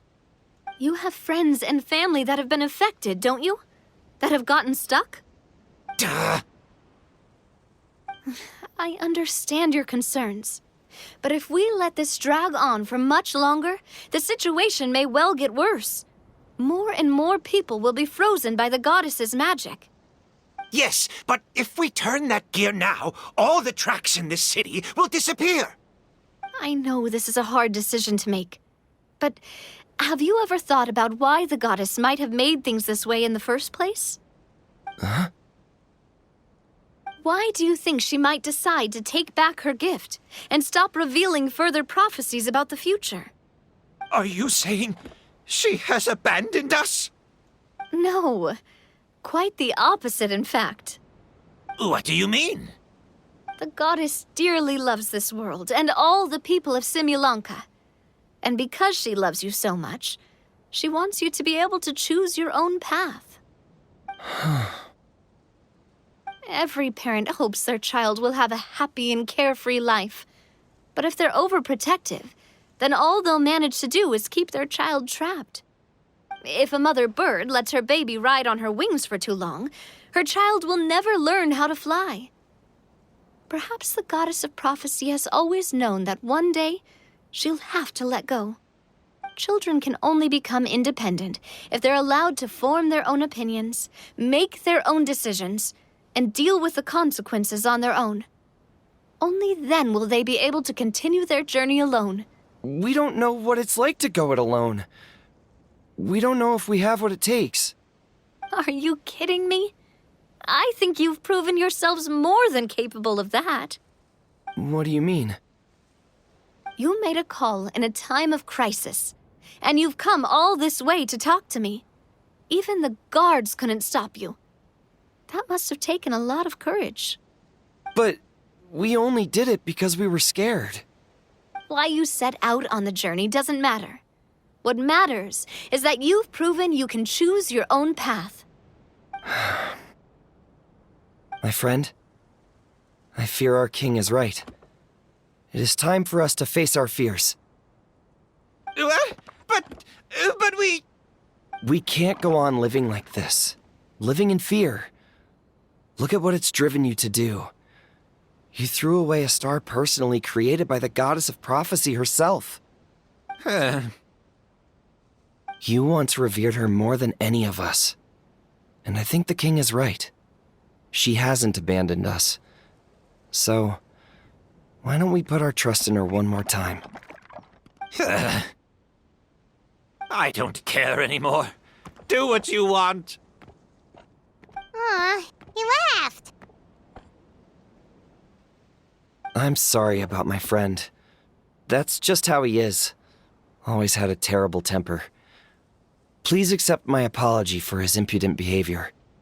Is it just me, or has he accepted the goddess's prophecy? I think so. Not that you'll ever hear him admit it out loud. Your Majesty, please turn the gear that connects up to the sky. So, you've made up your mind? About giving up the goddess's gift? Yes, I've made up my mind. But maybe losing the gift isn't what this is about anymore. Because we've gained something too. You have given us courage.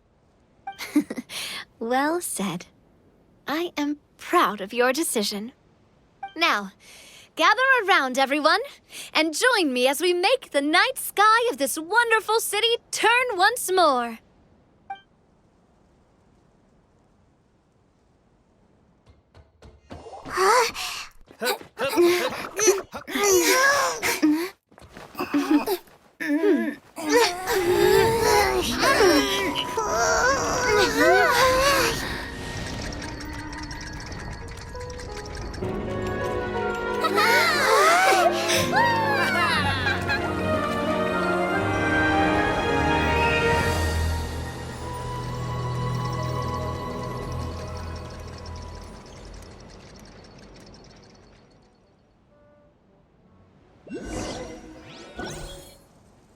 So the stars hanging in the sky, they're music notes! This entire metropole is a huge music box! That's incredible! How do you feel? A little scared and uncertain. But for some reason, I feel a lot more at ease. It's as if some kind of huge weight has been lifted from my shoulders. Figured out any next steps? To be honest, not really. But maybe I can start by having a heart-to-heart with that stubborn friend of mine. I have an idea. If you don't know what to do, why don't you start by helping the people around you? You mean the people who got stuck because of the goddess's magic? I mean anyone and everyone who needs your help.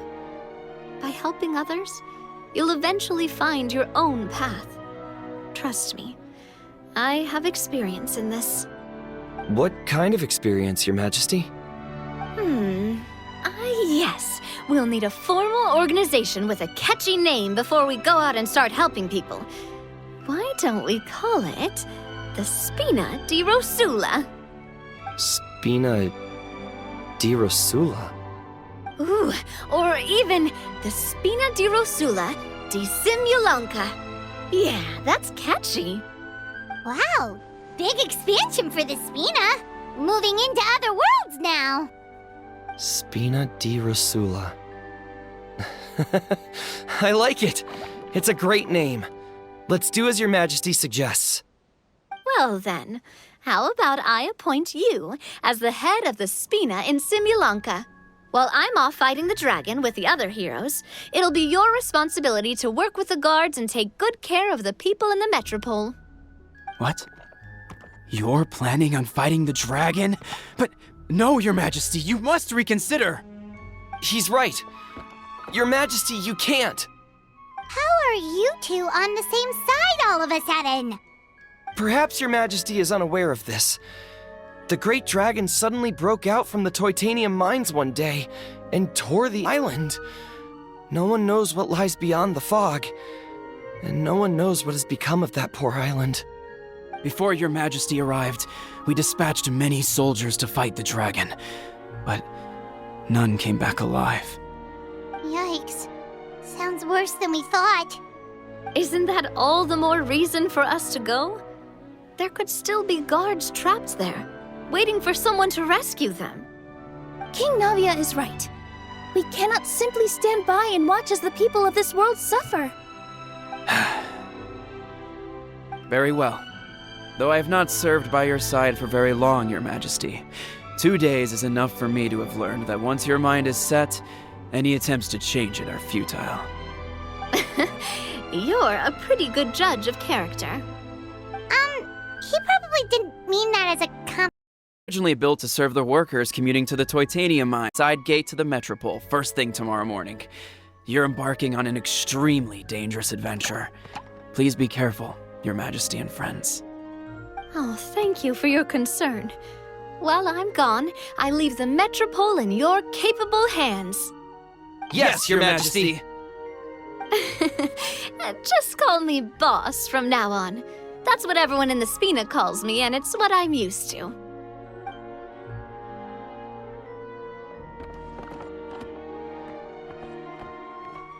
So, the plan for tomorrow is journey across the ocean, make it to the end of the world, and defeat the dragon. Whew, that's an adventure and a half. Do all storybook heroes have to work this hard? At least we'll get to see some amazing scenery along the way, right? Besides, we'll have each other. It'll be a shared experience that we'll never forget. Plus, we're pretty well equipped for a classic heroes versus dragon story. We got Miss Nilu as our magic caster, and I guess I'm the melee warrior who leads the charge? Paimon can definitely see that. Anyway, those are tomorrow's problems. Right now, all Paimon wants is to eat a proper meal because worst case scenario, if Paimon ends up getting eaten by a dragon, she wants to do it on a full stomach. And something about the end of the world doesn't sound like a great place for food options. Well, the origami animals in the forest only drink magic tonic. What do the toy people here in Constellation Metropole eat? Vegetable oil and sawdust, I think. No!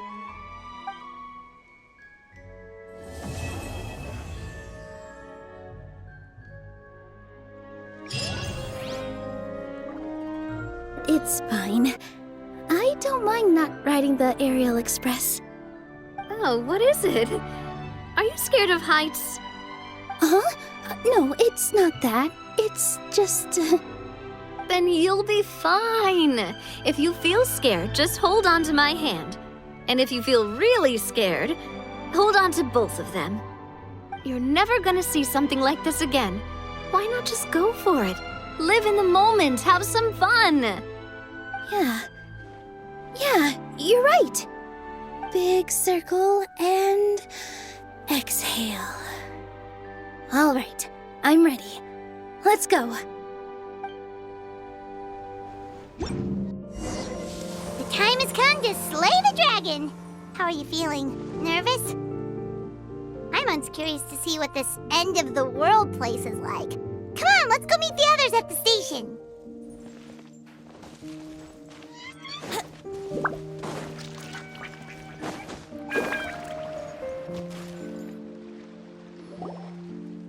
Carriage inspection, check. Wheel and axle inspection, check. Power inspection. Good morning, Mr. Wheel. Oh, good morning, heroes of Simulanka. Hey, our old friend Wheel is the driver again. That already puts Paimon at ease. Are you certain you don't want us to accompany you, Your Majesty? I am. You can leave the dragon slaying to us. My partner's a pro. She does it all the time. What remarkable friends Her Majesty has. With such great heroes by your side, I'm sure you'll best the dragon with ease. We won't keep you any longer. All right, then. Look after the city for me while I'm gone. Yes, Your Majesty. Just leave it to us. I think we're all set. Time to depart. Next stop, the end of the world!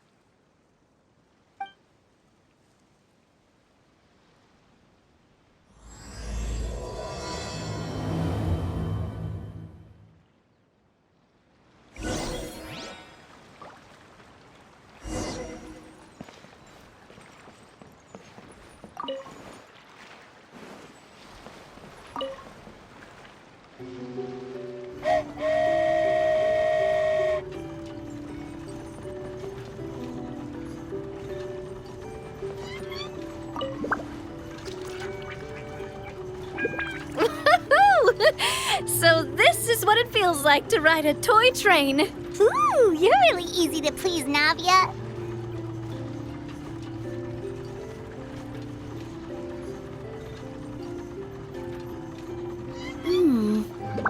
Looks like the fog ahead is getting thicker.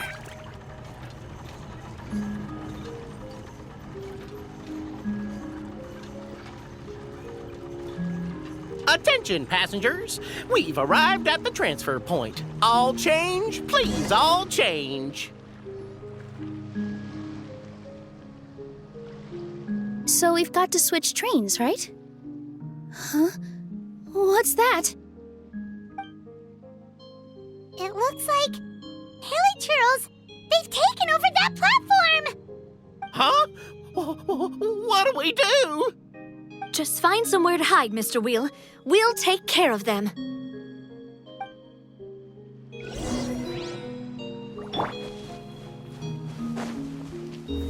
Solidify!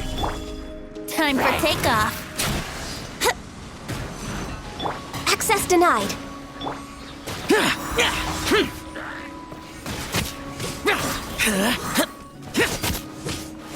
This is order. Useless.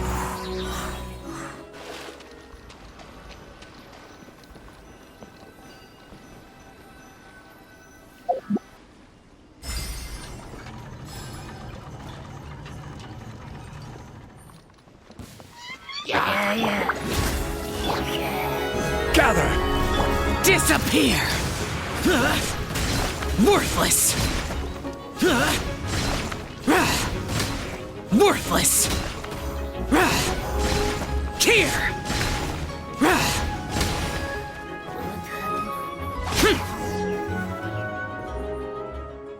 Whew. That's all of them. Thank you so much for your help, everyone. Now, let me take a look at the train.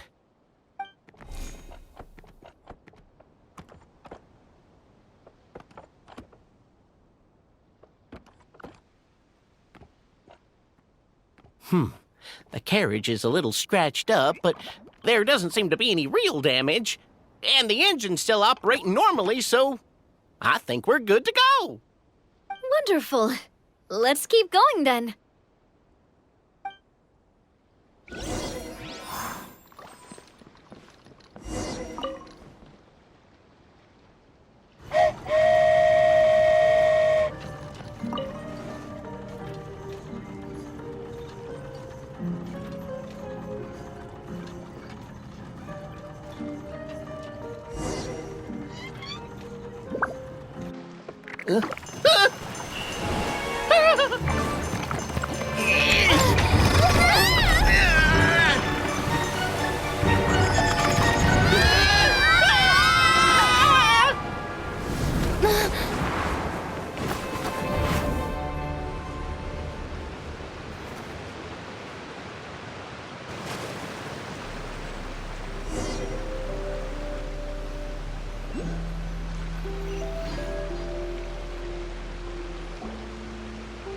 Go forth and witness this world, my... Make sure to be nice to everyone. I leave it to you. Are you okay, Miss Nilou? I'm fine, but I think the traveler is still unconscious. We're lucky this guy caught us on the way down. Passed out from a little fall, did ya? How fragile.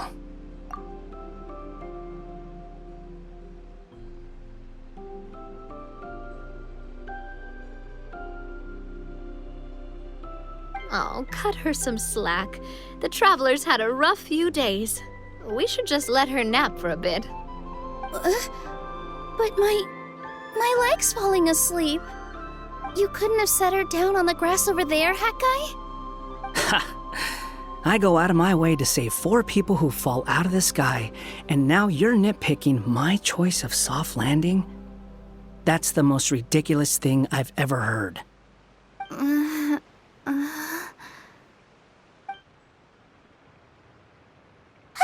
She's awake. Morning, sunshine. You were having a nice little dream there, weren't you? Not gonna lie, it was kind of adorable. You and your friends fell from the top of that waterfall, and you passed out along the way. Guess someone couldn't keep it together. Sorry to break it to you, but crashing into the ground doesn't take you to another world. That kind of thing only happens in those stupid light novels they sell in Inazuma.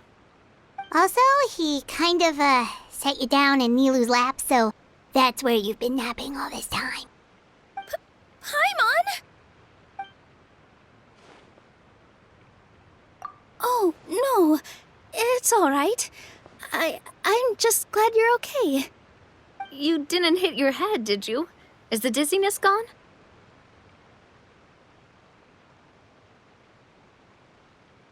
Really?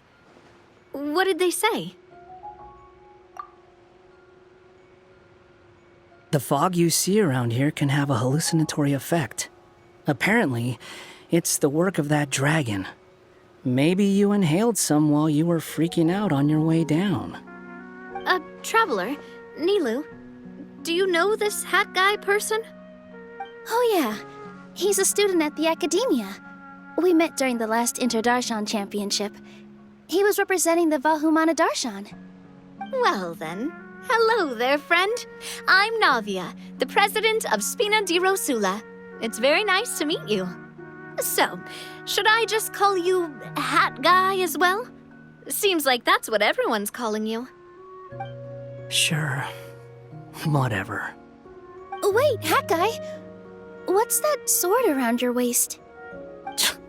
An unwelcome encumbrance, that's what.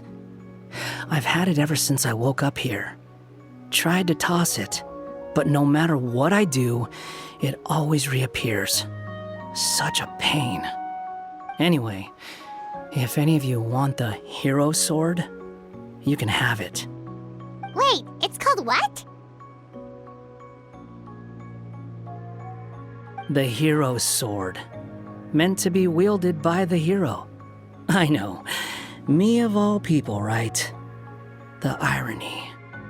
What? You're the hero of this world? Will you calm down? It's just a dumb title. Oh, it's just that this entire time, we thought we were the heroes of the prophecy. Well, if it means that much to you, you're welcome to claim the title. You'd be doing me a favor. That's not the point! The real question is, if you're the hero, then where the heck have you been all this time? Looking for a way out. I heard there's a boat in this area that can bring you to another world. So I came to investigate. But look at the state of things around here. The lighthouse collapsed. The boat won't budge. I say we try to find a different way out. Huh. Paimon's guessing a voice told you what you were supposed to do here. That's what happened with Navia and Nilu, at least. You expect me to take orders from some disembodied voice? Hey, wait! Where are you going? To find the so-called source of this world's misfortune. The dragon responsible for this whole mess. Wait, we came here to fight the dragon as well. Why don't we go together? Grab that dragon scale over there before you leave. It'll come in handy later. A dragon scale? Where? How did you know about it? What's it for? And... Have you ever considered keeping your questions to yourself? Because if you actually expect me to answer them all, we'll be here until the next Interdarshan Championship. You little... Paimon thought you might have learned some manners by now, but clearly not!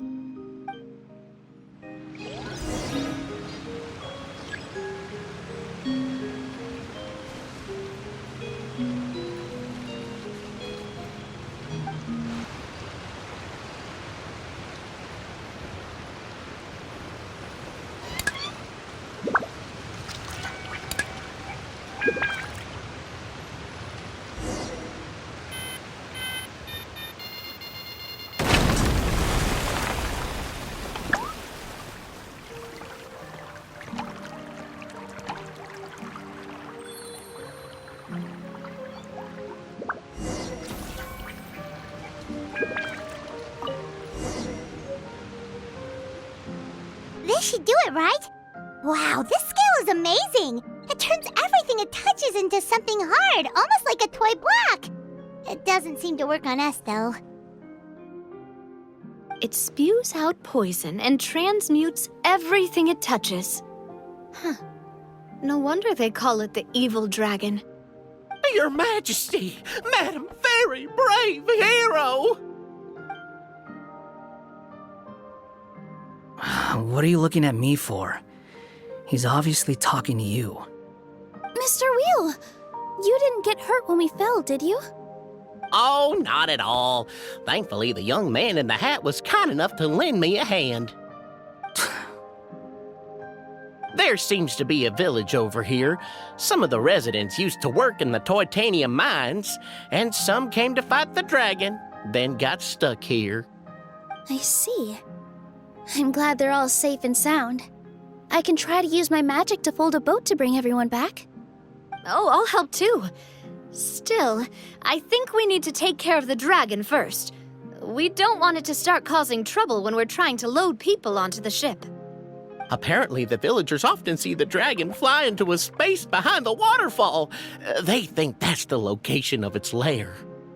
Then we should look around and try to find a way in. I'll wait here for your triumphant return. Your Majesty, brave heroes, please be careful.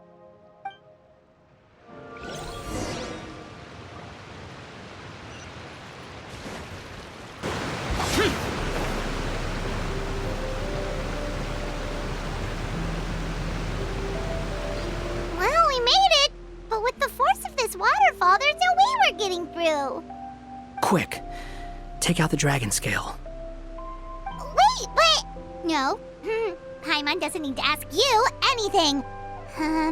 The dragon scale can turn anything it touches into toy blocks, so...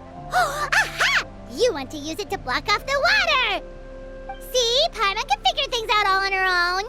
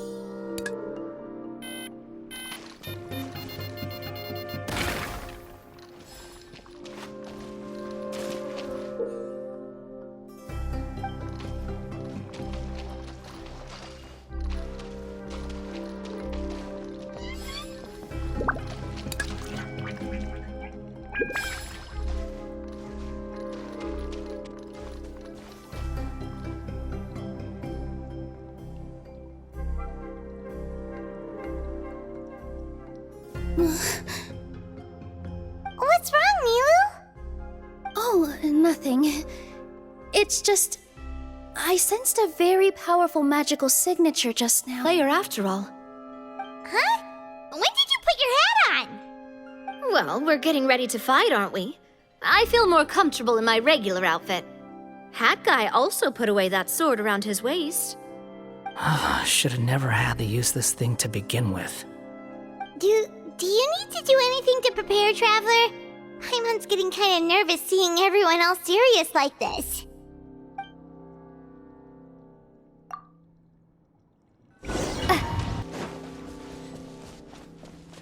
Oh, looks like we're not the first ones to make it in here.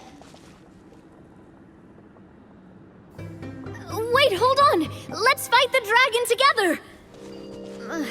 They're already gone! Let's try to catch up!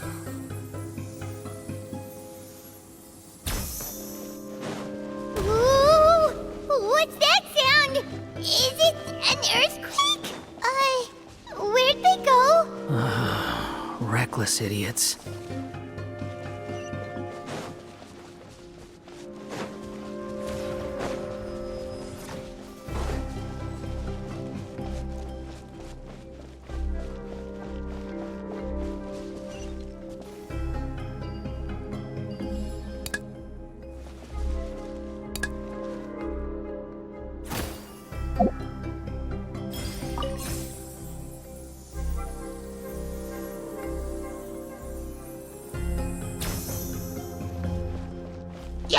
Behold!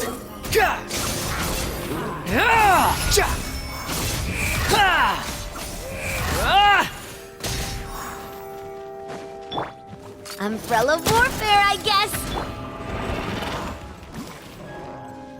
With all my strength!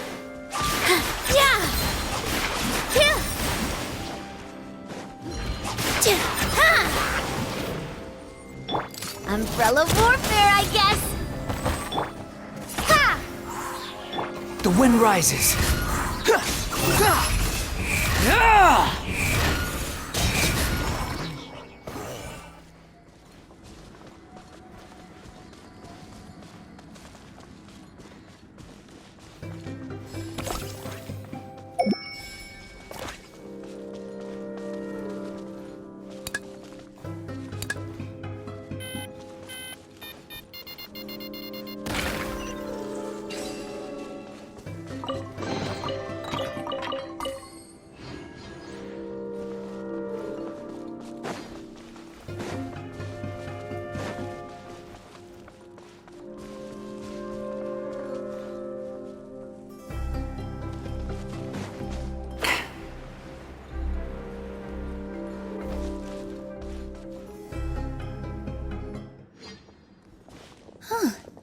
This space is completely empty.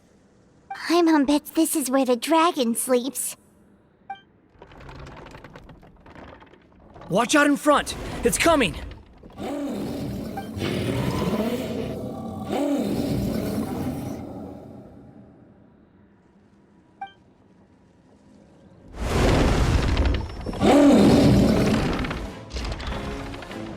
Whoa, that dragon is huge! And it just attacked us without warning!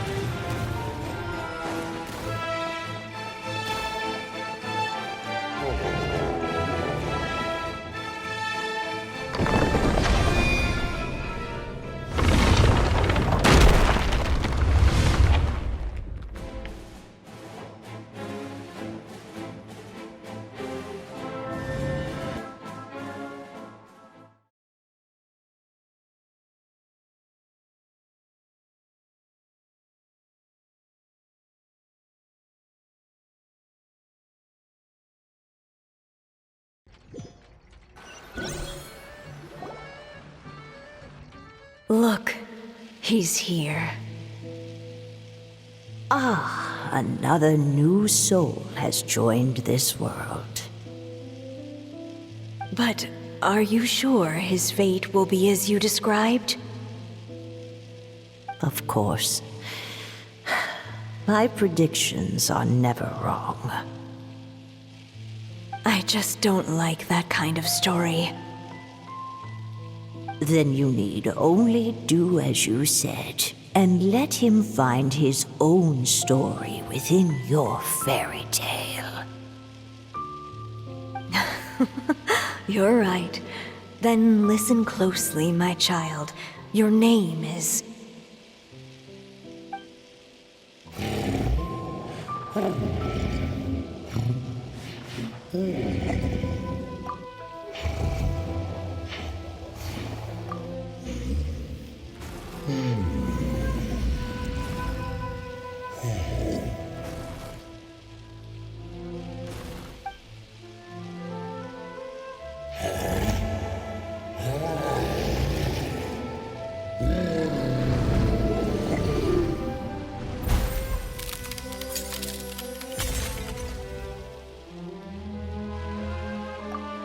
It's the dragon!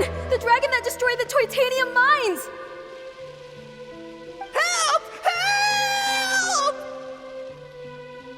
Soldiers, pick up your weapons! Destroy that monster!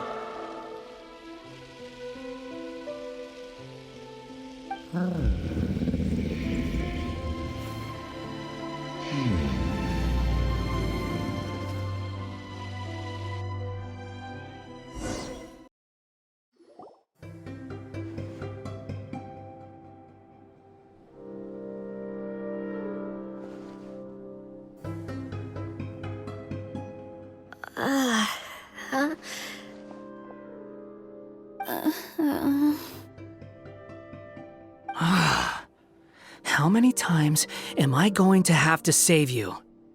Thank you, Hat Guy. Paimon still feels dizzy. Hey, did any of you also see something strange? It was like we were witnessing... The dragon's memories. Sounds like we all saw the same thing just now. Well, we definitely saw a different side to the story. Watching it all unfold, Paimon couldn't help but feel bad for the dragon. This world might be a lot more complicated than we thought.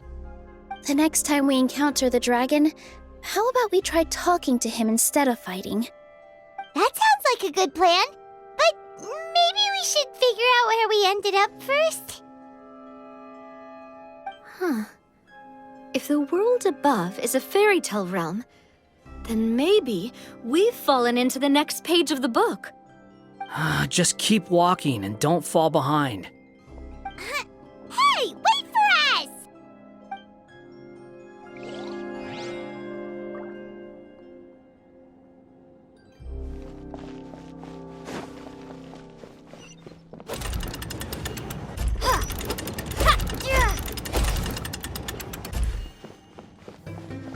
Wow, this place looks a lot different from the dragon lair.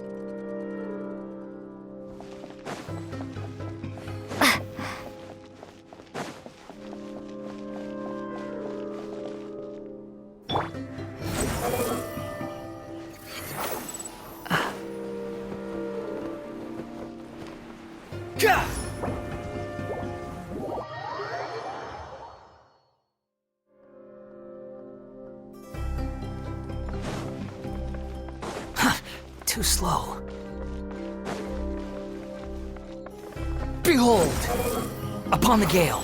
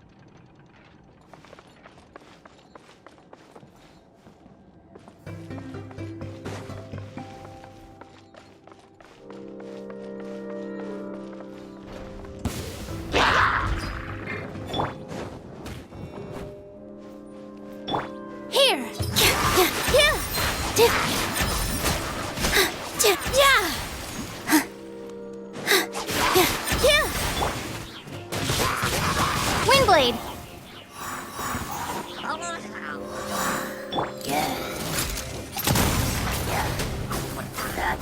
Feeling lucky? With all my strength! Yeah! Prepare to be blown away! Quit following me.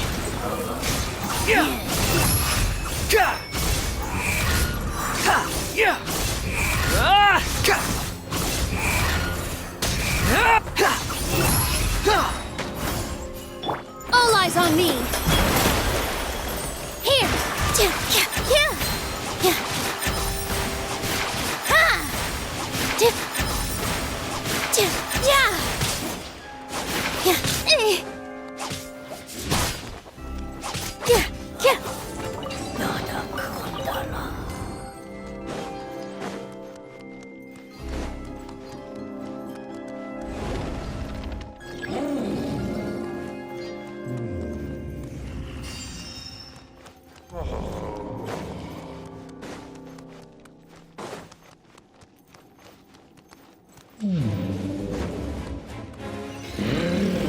He seems angry. We just want to talk to you.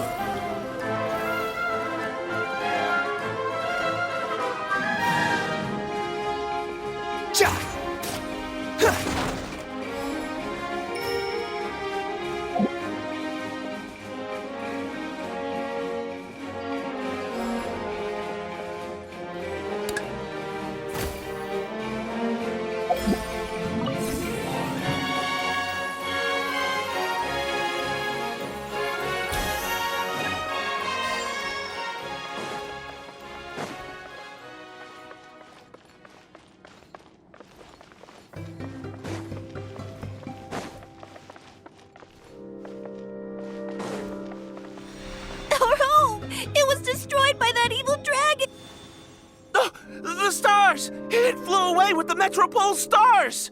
Oh no! We didn't get eaten by the dragon? The dragon just dropped us off here? That guy! You're getting too far away! Ah, he's just up ahead. Is he trying to lure us somewhere? Well, I'd say we were the ones who backed him into a corner. But we just want to ask him a few questions about his past. He's had year after year of people coming here to try to take his head. If you ask me, his reaction is perfectly normal. Maybe there's still something we can do to calm him down? I wouldn't count on it. Maybe his earlier attacks were just a warning, but now he's actually getting serious. Prepare for a final battle. Sometimes it takes...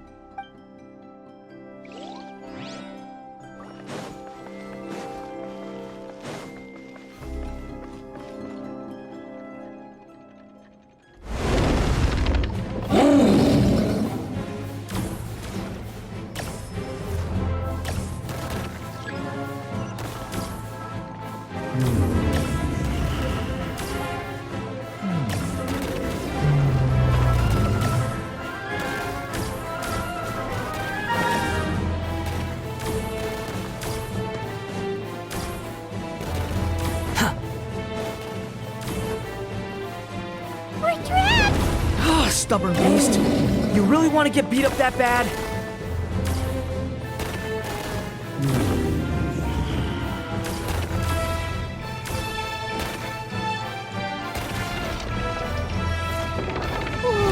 Its mouth is huge! Are we really gonna have to throw a bomb in its mouth?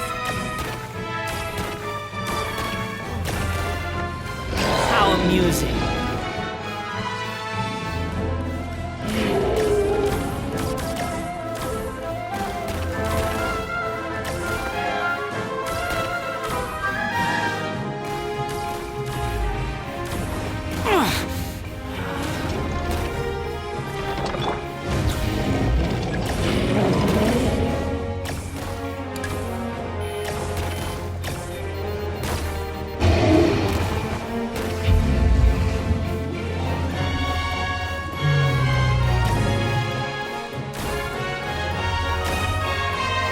Watch out! If you fall, you're on your own this time.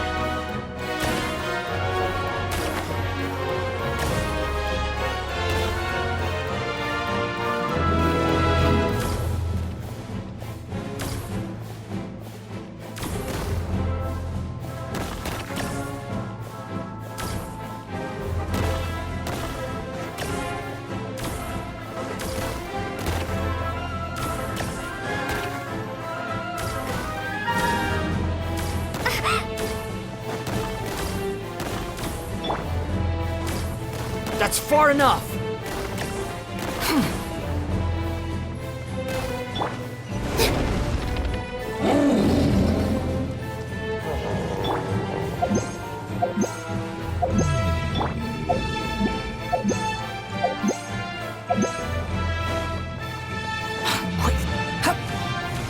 I doesn't think it's gonna calm down!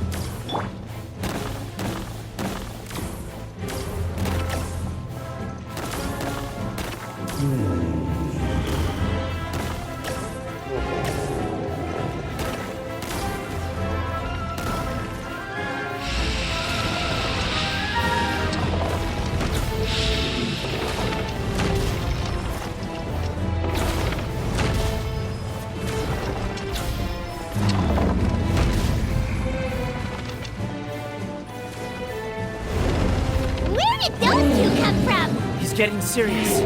Don't get hit!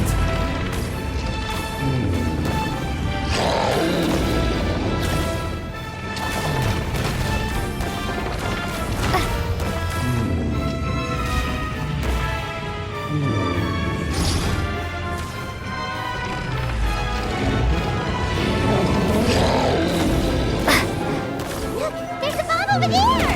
Just like before! Throw the bomb right into its mouth!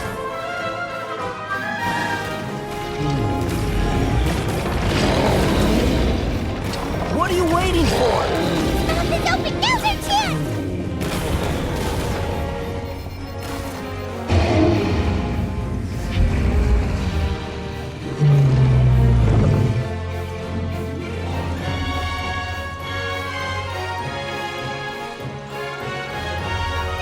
Now's our chance!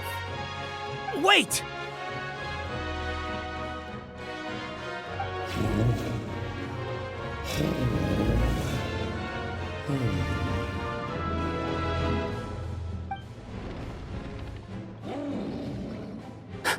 Huh?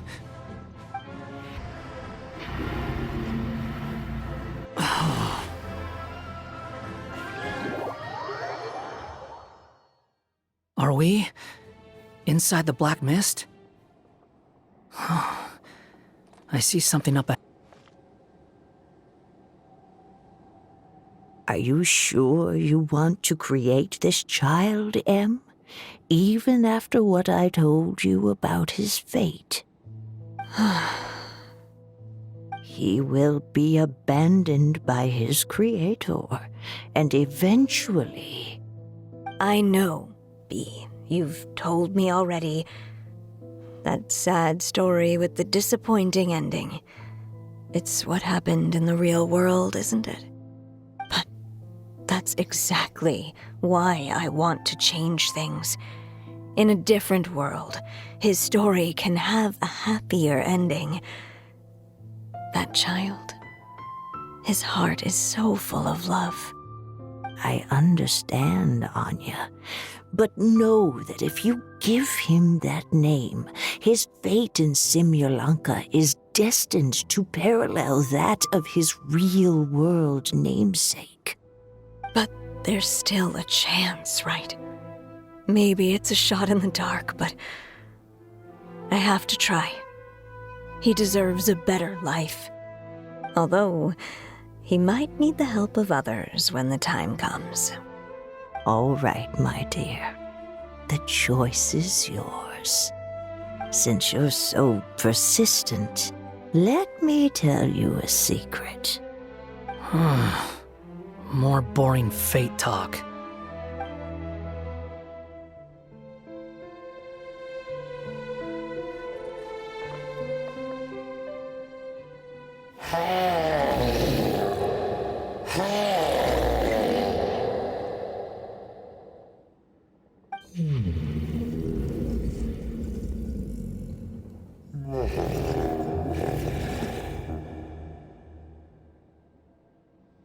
I'm sorry, my child.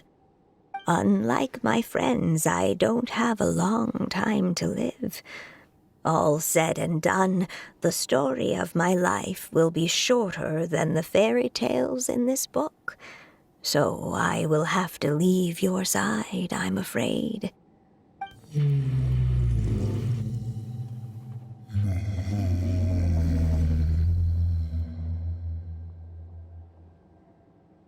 It's okay. It's okay.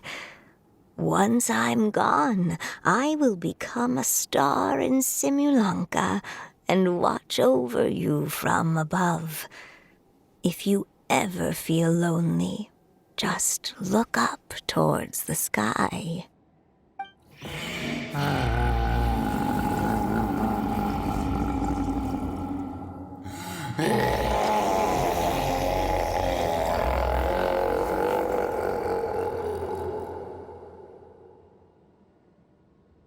Go forth and witness this world, my child. Make sure to be nice to everyone. You'll meet good friends one day. I'm sure of it. That That is my wish for your future. As for this world, I leave it to you.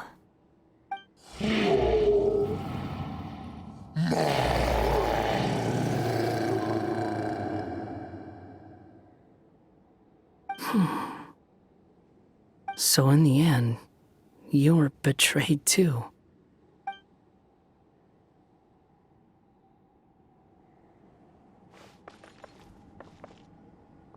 Hey, Mr. Dragon! I brought you some food. You must be hungry.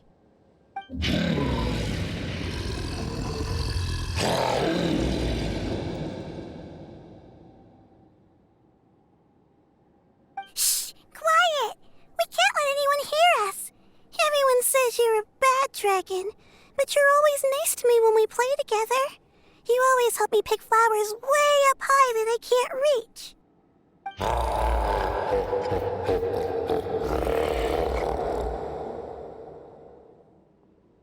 It's okay.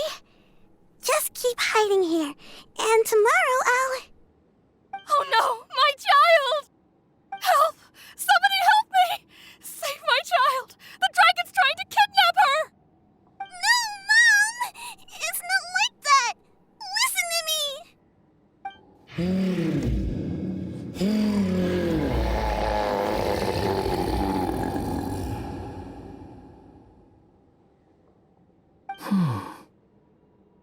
So you're hated by people too.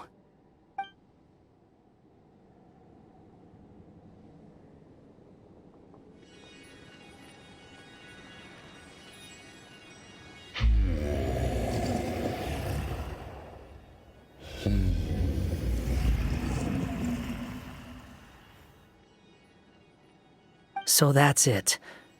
That's really your wish? To never have been born at all?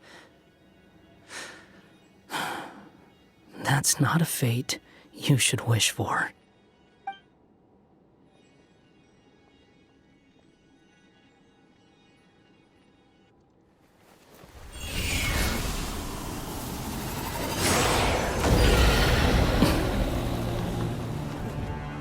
Nobody can define who you are, or deny the true feelings of your heart.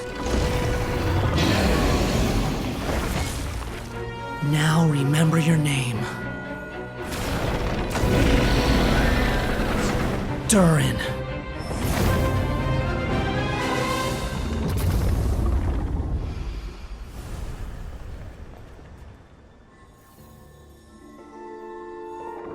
It's all right now.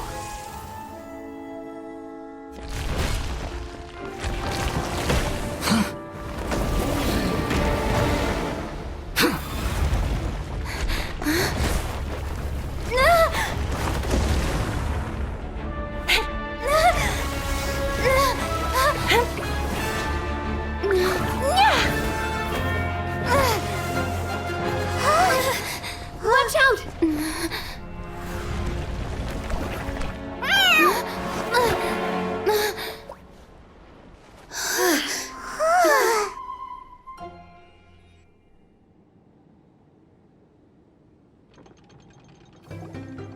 That was a close call. Are you guys all right? Back in Constellation Metropole, I heard people saying you'd gone to fight the dragon, so I followed you here. Right when I managed to catch up, I saw you fall through that hole. Wait, didn't someone else fall through just now? Shouldn't we do something? Oh yeah, Hat Guy. Well, he can fly, so he'll probably be fine. He called the dragon something earlier. It sounded like he said... Durin. That's his name. Oh, Hat Guy, you're okay. Wait, what about the dragon... Durin? He's fine. Durin. Oh, wait, that's the name of the dragon from Dragonspine, right? The one that became a part of the mountain after being slain by Dvalin? If Paimon remembers correctly, it was created by... Right! It was created by Rhine Daughter! So, what exactly happened down there? You've been acting weird ever since the end of the fight.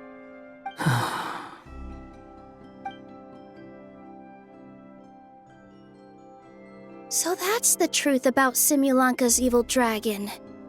What we saw in the mist weren't hallucinations, but the dragon's memories.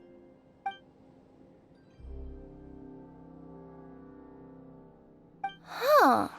I thought it was strange. The people around the Broken Sea are clearly stranded, but I never heard any stories about the dragon attacking the village. The people we met along the way are probably workers from the Titanium mines, or guards who came here to claim the dragon's head. Durin probably allowed them to live here because there was nowhere else for them to go.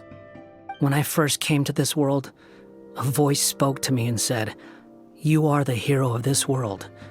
Now go forth and save the dragon." Who is the person behind this voice anyway? And why did they bring us all here? Come with me. The answer to all this can be found below.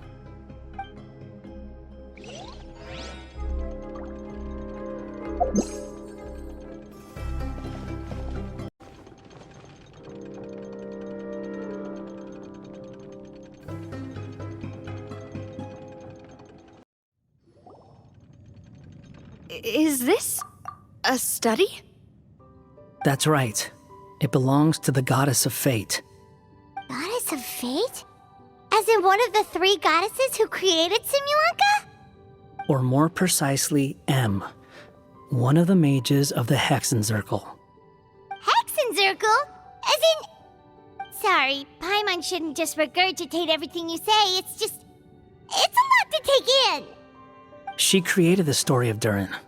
Well, the Simulanka version at least.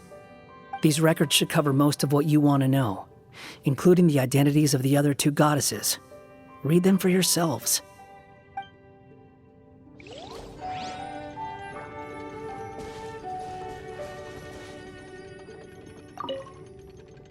By all rights, I should have been A, since A is the first and last letter of my name.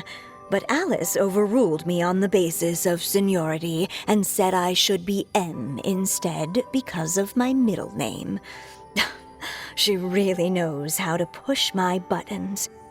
Still, her magic never fails to amaze me. I still can't believe she got one of my origami frogs to start talking. Why don't I write a story with origami animals as the main characters? Let's see. Once upon a time, in a magical forest, there lived a group of animals made of paper. Barbie loves looking into the future, so she used her powers to map out the fates of all living things in Simulanka. But knowing the ending in advance takes all the fun out of the story. I think I'll make a bet with her. I believe that one day the people of Simulanka will decide to carve their own destiny. Apparently, she wants to build a statue of herself in the capital city. Always looking to add some pizzazz.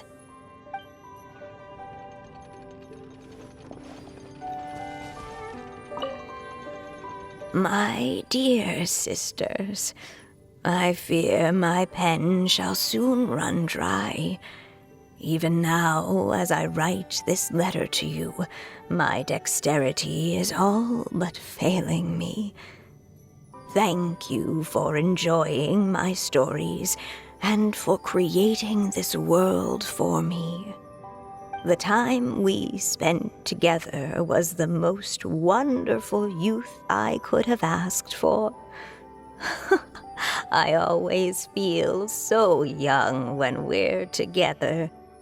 A says that even after I'm gone, the Goddess of Fate in Simulanka will continue to exist and carry on granting people's wishes. It makes me glad. If you ever want to chat, feel free to pay a visit to the goddess statue. Just don't wish for anything weird.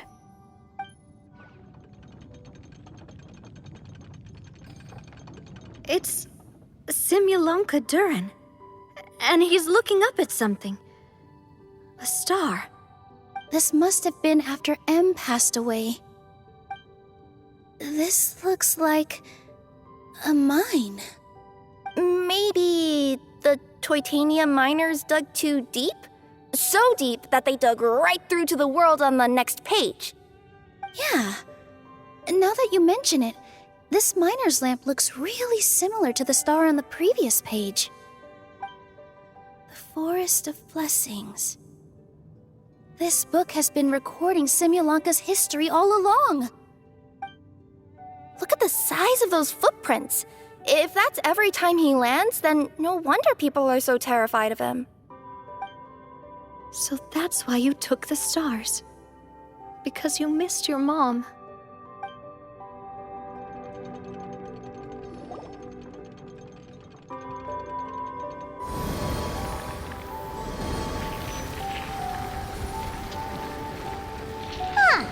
That statue looks different from the one in the Metropole. It's a different goddess. This one is the goddess of fate.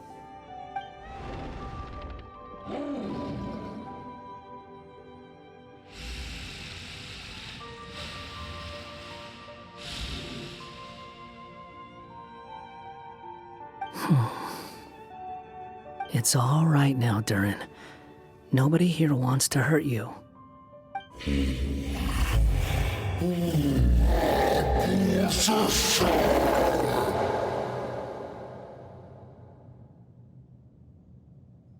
say that, Durin! Paimon made a mistake. She was wrong about you. But it's nice to talk, isn't it? Now that we've all calmed down?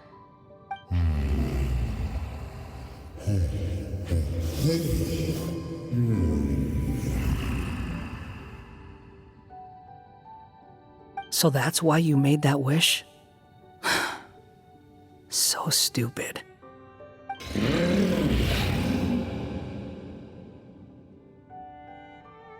Hey! Anyone with eyes can see that all you want to do is get along with everyone.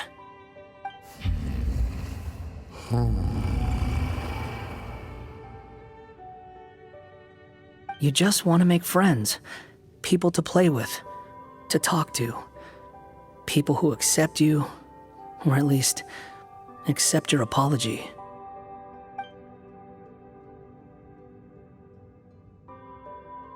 Oh, you never hurt anyone. Heck, the idea never even crossed your mind. Sure, you scared a bunch of people half to death, but that's only because they had no idea what kind of dragon you really are. Yeah.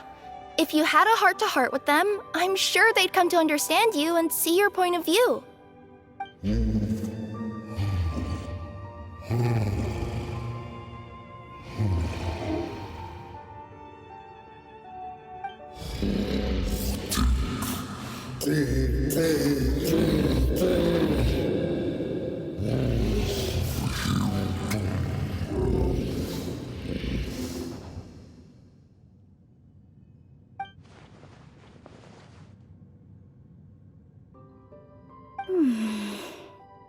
The curse.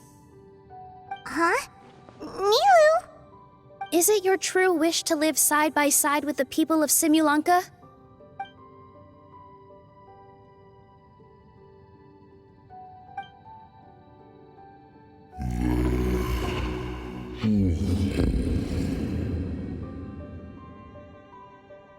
Then close your eyes and make a wish to the goddess of fate. We will help make your wish come true.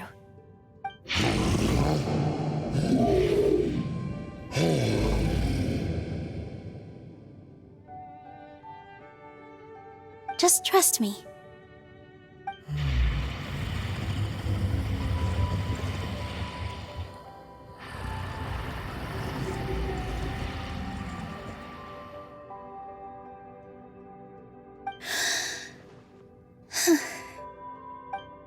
I, Nilu, the Forest Fairy, give to you my blessing and welcome you as a dweller of the forest.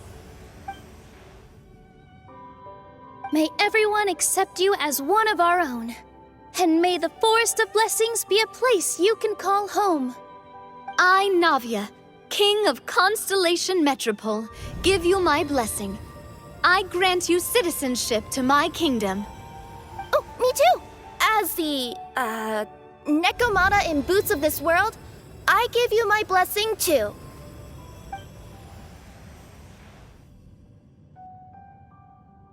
Wait, what's going on?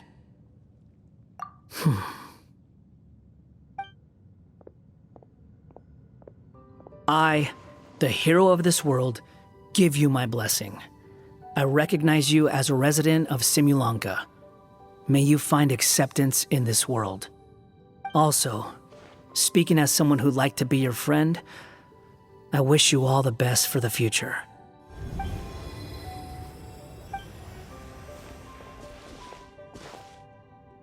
I, a traveler who has traversed many worlds, give to you my blessing. May you find friendship and goodwill no matter where you go.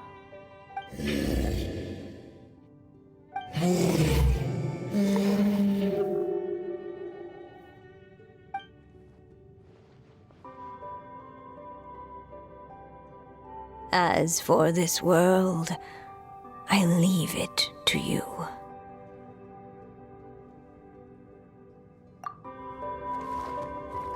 Huh? What? Why are you all staring at me? Huh? My claws? Are these my claws? And my wings? My tail? Does this mean... Wow, you look so cute. Quite a radical transformation. Not that there was anything wrong with the way you looked before, of course. It's just, you get what I mean. How do you feel? Are you happy with your new appearance? Does anyone have a flower with them? Or even just some water or paper from this world? Oh, I do actually. Here you go.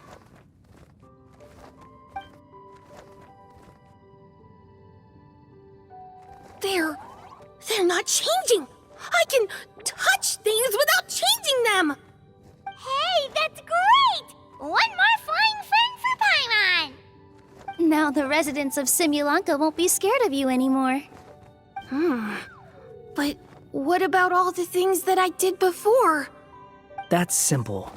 Just go out there and atone. You could fill in the footprints you left on the ground, or help the people around the broken sea get home. Okay. And you'll come along and help me, right, Hat Guy? Huh? Why would I do that? Because you said you wanted to be my friend. You little... Gah! Well, maybe I spoke too soon. Huh? But I thought... All right, fine. I'll go with you. Really? Yes, really. Lying to you would be no fun anyway. Oh, thank you! You're the first friend to call me by my name! I'm about to suffocate down here. Oh, it feels so good to finally see Hat Guy meet his match. Yeah, okay. Paimon just never thought we'd see the day, that's all. All right, let's also head back up then. Don't be scared, Durin. We'll be right by your side. Thank you for your blessings, everyone! Oh, this is the happiest day I've had in a really long time!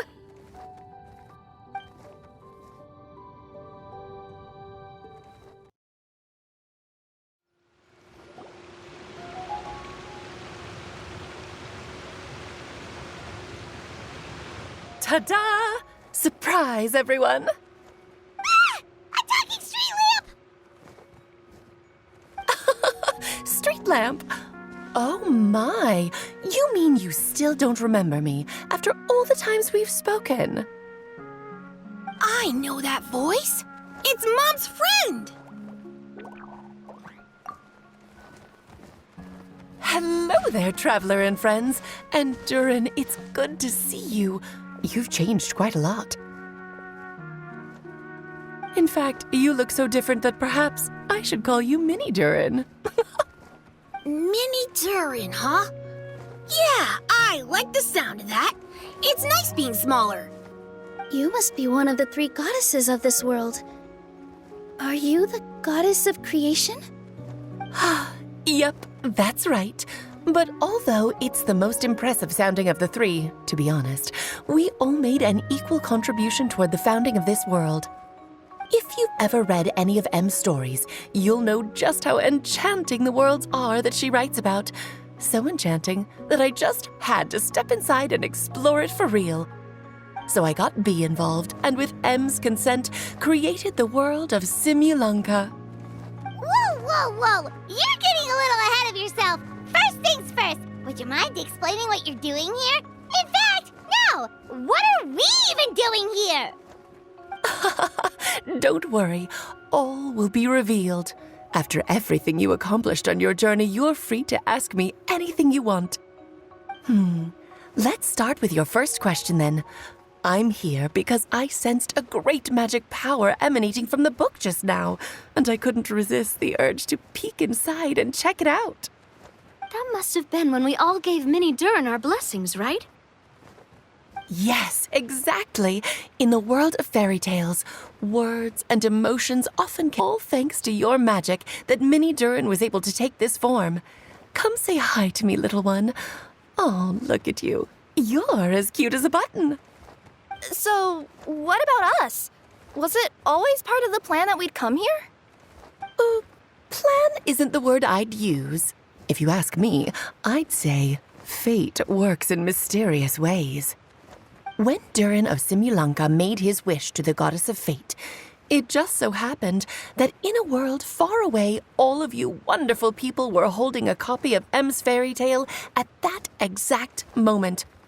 And because of your noble and kind souls, you were selected by the goddess of fate to come and save this world.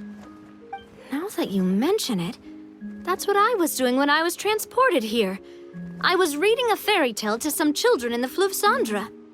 I think I just, happened upon an old book and decided to use it as my pillow during a nap in a box.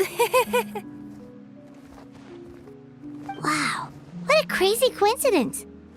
Wait, that's not right. How come everyone else got assigned the role except us? 'Cause we were also... Yeah, that was it. We just received a strange book and we had no idea who sent it. Then, the moment we opened it up to start reading it, we found ourselves here. You're the one who sent it to us, aren't you? Oh, is that what happened? Yes, that does sound like me, doesn't it? Good question. Why indeed?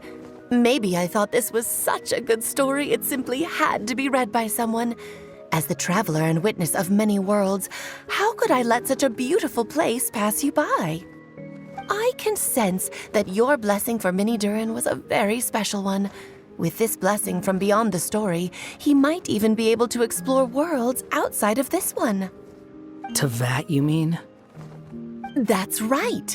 In fact, back when we were first creating Simulanka, Em told us that she hoped the people of this world would one day be able to explore the wider world beyond. Every story has an ending, but if the story becomes reality, it should have the right to choose its own path. So, in other words, the predestined lives these people lead were always going to disappear one way or another. Wait, so even if the people here get to go to other worlds, surely there's gotta be a way we can leave too, right? Don't you Huh? You can either take the boat at the Broken Sea or touch the giant bookmark at the Cliff of Prophecy. All you need to do if you want to leave is focus on the place you want to go. How were we supposed to know that if you never told us? Huh, didn't I? Well, given how smart and capable you are, surely it can't have posed a huge problem for you. As for your other friends who were summoned here, if I had to guess, I'd say the Goddess of Fate probably didn't tell them about it because she wanted them to get engrossed in the story. She's Em's reflection, after all. It wouldn't surprise me if she shares Em's love for cliffhangers. Anyway, I think that answers your questions, yes? What do you all plan to do next? I'm gonna go say sorry to the people of this world. After that, I want to start protecting Simulanka, just like Mom told me to. Now we know how easy it is to get back home. Paimon's suddenly not in such a hurry to leave. Same here. It's not every day that you get to come to such a magical world. I, for one, plan to explore it a little longer. I'm glad to hear it. Maybe I should invite some other friends to join you too. By the way, Mini Durin, I'm delighted to see you've made some new friends. I'm sure Em would be very proud of you. Now, before I depart, please let me give you a blessing as well. May your future be as rich and colorful as the stories Em used to tell. She's gone. Guess this is where the hero's journey comes to an end, huh? But it's also where a new journey begins. The adventures of Mini Durin and friends. Huh? An adventure for me? You bet. For starters, I'd love to introduce you to my other friends in the forest. Even though there have been some misunderstandings in the past, I'm sure they'll welcome the new you with open arms. Huh? Stop looking at me. I already said I'll come with you. Whoa! Look over there! Wow. The stars are beautiful. Huh. I'll bet that's a gift to Mini Durin from the 3 goddesses of this world. Oh. Thank you, Mom.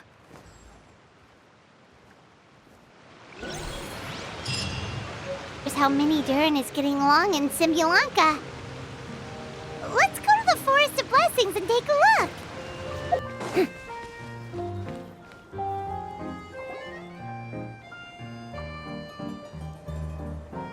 Here's your 2 magic tonics. Why, thank you, young lady. And might I add that you're looking quite lovely today.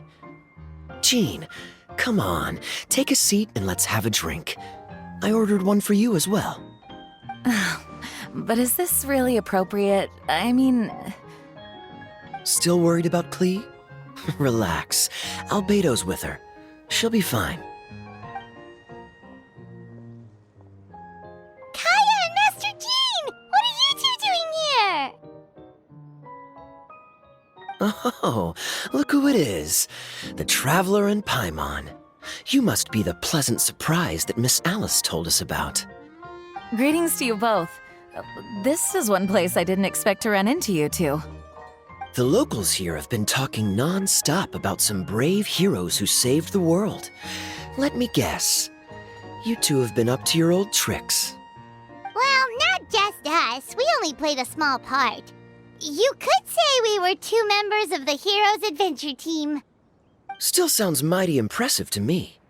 As ever, our honorary knight is making us proud wherever they roam. That's right. We received a letter of invitation from Miss Alice, proposing that we take Klee for a vacation in Fairyland when work dies down. I wasn't sure what she meant by Fairyland at first, but if my eyes are not deceiving me, she was being quite literal.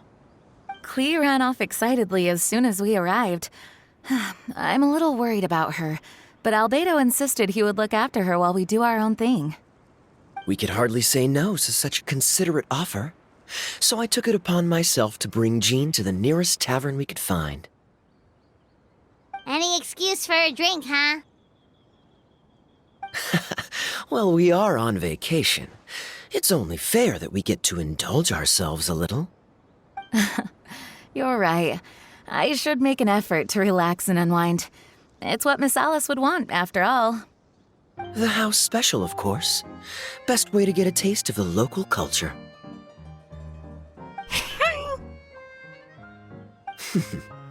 Why are you making that face, Paimon? Nothing. I was just perpetually amused by Something tells me I need to tread carefully here. Let's see, it's got a lovely color, but how about the taste?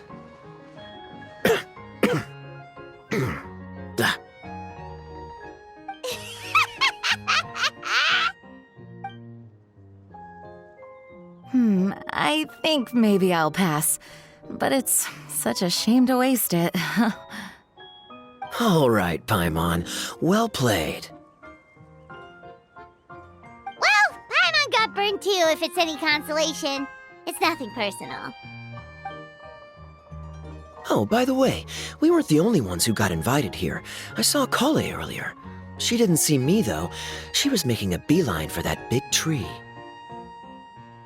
The Kingdom of Breezes and Bells, you mean? Oh, this is turning into a huge reunion! Maybe we should go say hi to her! All right. Well, give her my regards. Thank you. Enjoy your time here, too.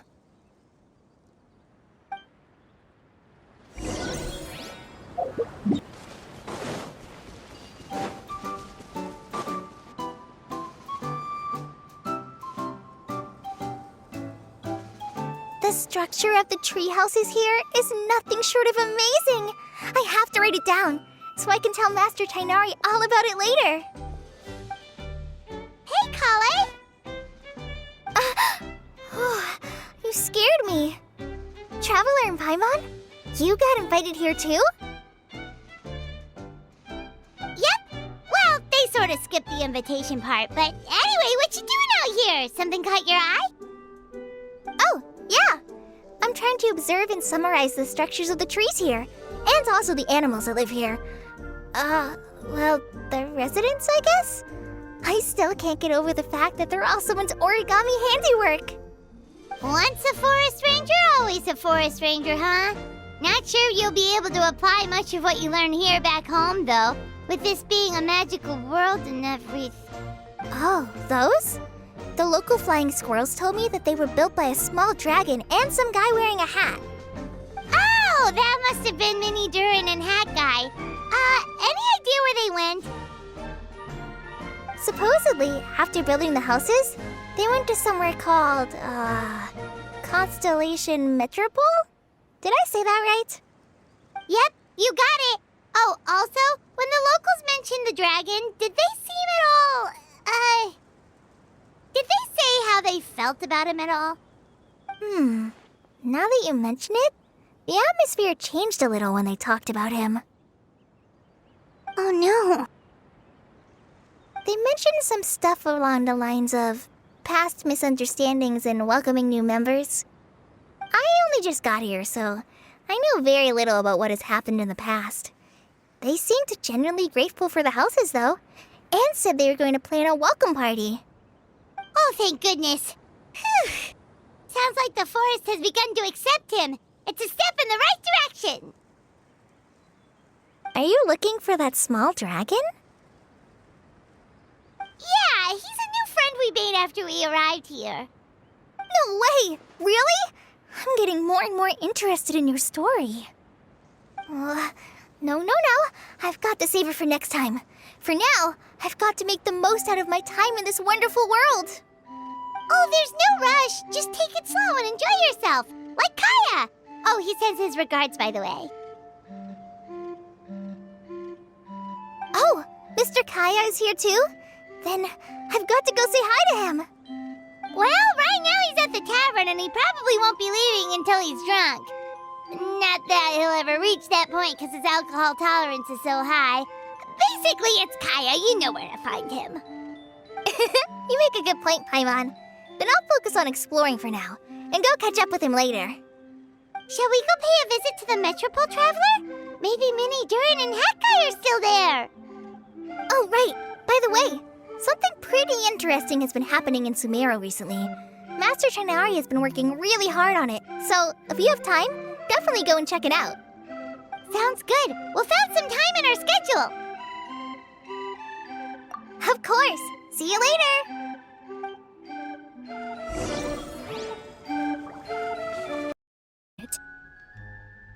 Hey, Mona! We heard you muttering from a long way away. What's up?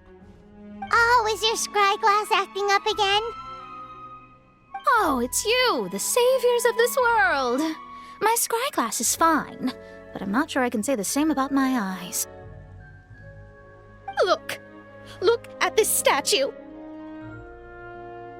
What? Is it broken or something? Looks fine to Paimon. That's your master, right? AKA the goddess of prophecy? I refuse to believe it. There's no way that old hag looks anything like this. When she was younger. Oh, actually, now that you mention it, this does remind me of the fashionista phase she wrote about in her diary. She can't hear me, can she? I swear I just got chills down my spine. Either way, it's probably a little rude to talk about her right under her statue. But how do you know it's a statue of her if you never saw her as a young woman? I did a quick scry when I came into this world, and when I saw the stars' reflections, I was at a loss for words. It looks like fate in Simulanka is based directly on Tevat. A projection of real-world fate to form an image of reality. Or in layman's terms, basically the creator made this world inside a mirror or a lake, and this world is the reflection. Still sounds pretty impressive. The more I scried, the more familiar everything looked. It's her work, there's no doubt about it. Even so, everything's far more complex than I'd imagined. Trying to decipher it all is giving me quite a headache. I also asked the locals about her. They call her she who has dominion over the stars and the course of fate itself. Not even a pretense of humility. Clearly, she let the role of creator goddess get to her head. Not that I'm surprised in the least, of course. It certainly matches the tone of her diary. Anyway, we should change the topic. Oh, so Mona, have you seen a small dragon around by any chance? He's about the same size as Paimon, but with tiny little wings. Ah, you mean the one that caused all that trouble? I haven't seen him for myself, but I heard that he came to the Metropole not long ago to formally apologize for his actions. Apparently, he brought a huge stash of Toitanium and plant oil to make amends. Most people accepted his apology. Hey, do you know where we could find him? One moment.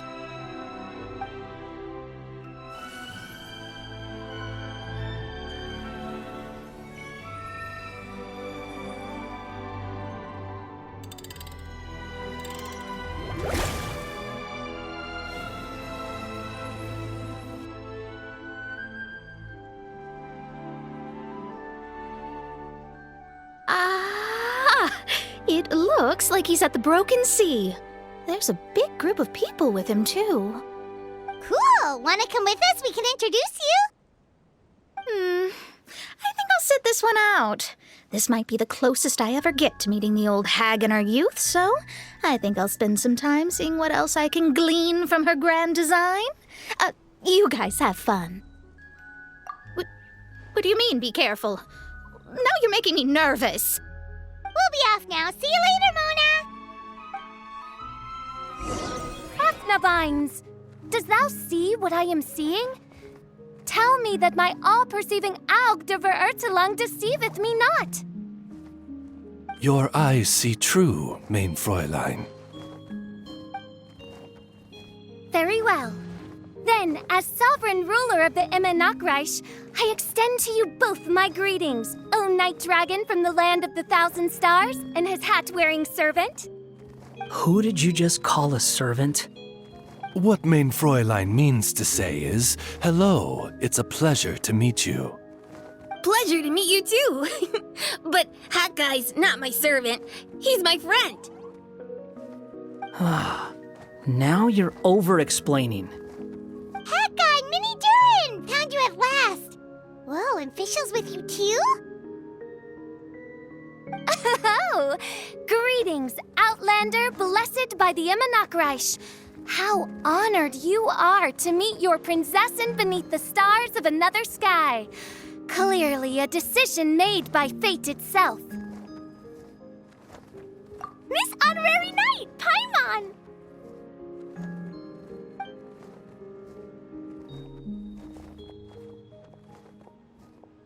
Greetings. You both look well. Hey there, Klee! Have you been having fun here? Yup, loads and loads of fun. There are so many cute animals and a magic train that was really long and a huge, huge castle and a king lives there and everything. I've been taking Klee to see all the sights. It's been a very enriching experience. Alice's magic is truly outstanding. Yeah, Mom's amazing. Klee wants to build a great big house now, too. So, your mom and my mom were friends? Mm-hmm. Our moms were friends, which makes you my big brother. My mom used to read your mom's stories to me all the time. They were great. Big brother? Wow. Thank you, Klee. Can I go play with Klee, Hat Guy? Suit yourself. Albedo, can I? Go on. Just don't go too far away. I'll come pick you up later. Yeah! Your princessin accepts your invitation. Rejoice! Though you may be concealed by fog, still you shall have the good fortune to witness the true might of the Aug de Vertelang. What Mein Fräulein means to say is, perhaps we can all play hide and seek together. Mein Fräulein is it. Hooray! I love hide and seek! Oh, me too!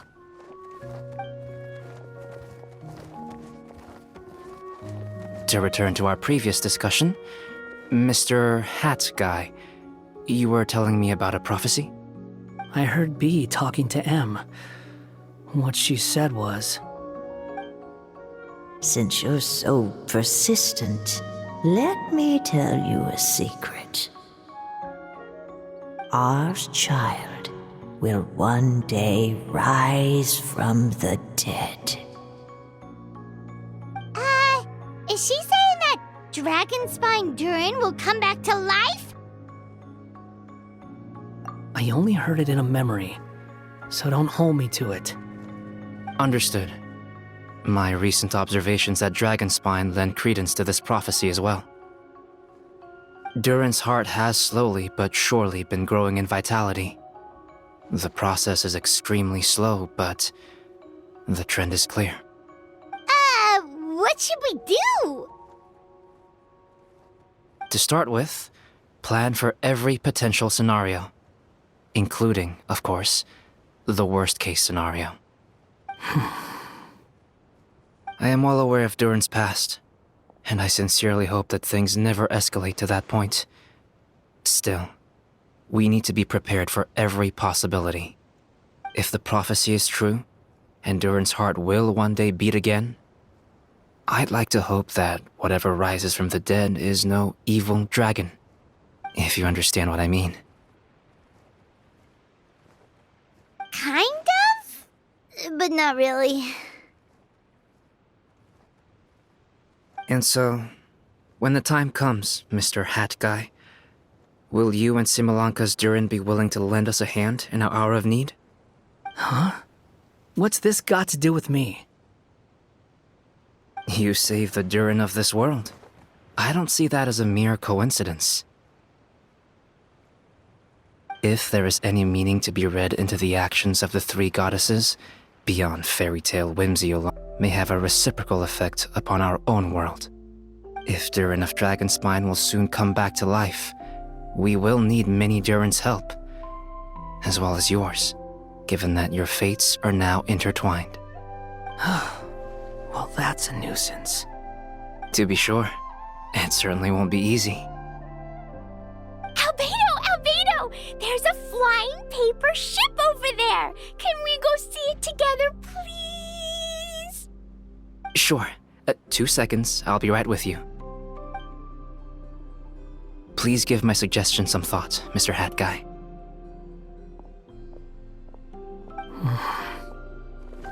Hat Guy, I'm back! Huh? What were you guys talking about? Nothing. Huh. Okay then. Let's go join the others. Everyone's going to check out the new origami ship. All right, I'll be right there. Why would I be? Do I strike you as someone who cares about other people's issues?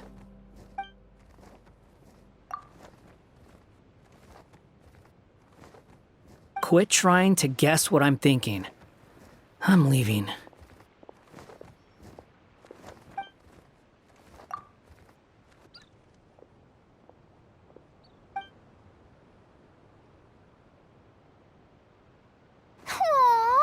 What a lovely little boat! The forest fairy helped us make it. Paimon just realized there's a lot fewer people around the broken sea now. Guess most of them have made their way back to the Metropole. Does this boat have a name? I can't see one anywhere. Huh? A name? Every boat has a name. At least, all the ones I've seen before. They're usually symbolic names that represent something aspirational.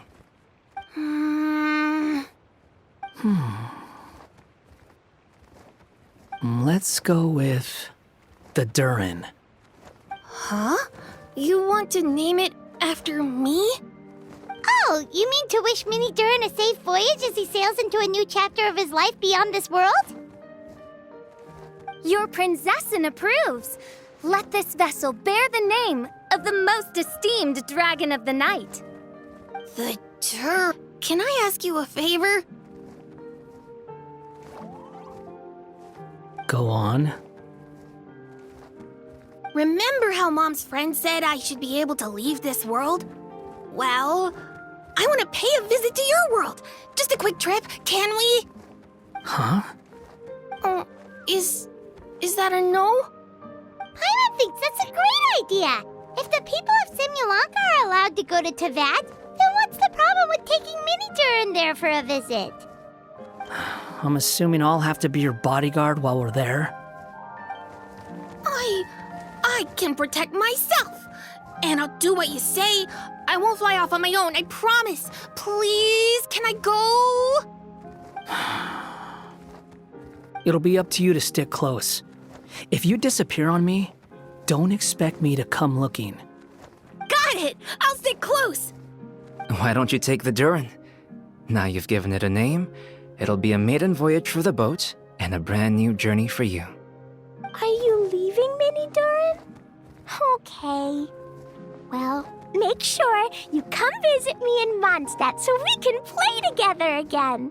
Klee will draw you a map to show you the way.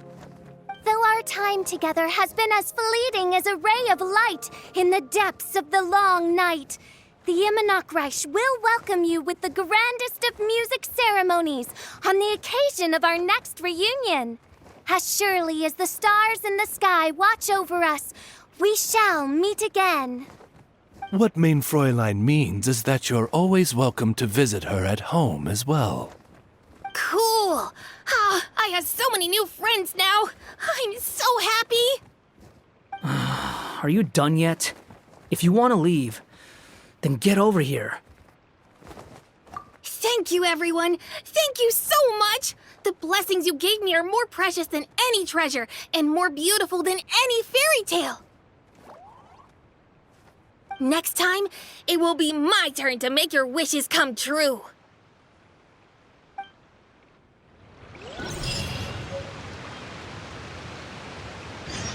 In truth, I've always seen you as... Say no more, Main Fräulein. I, Osvaldo Hrafnavines, hereby pledge to always stay by your side. Quite rightly so.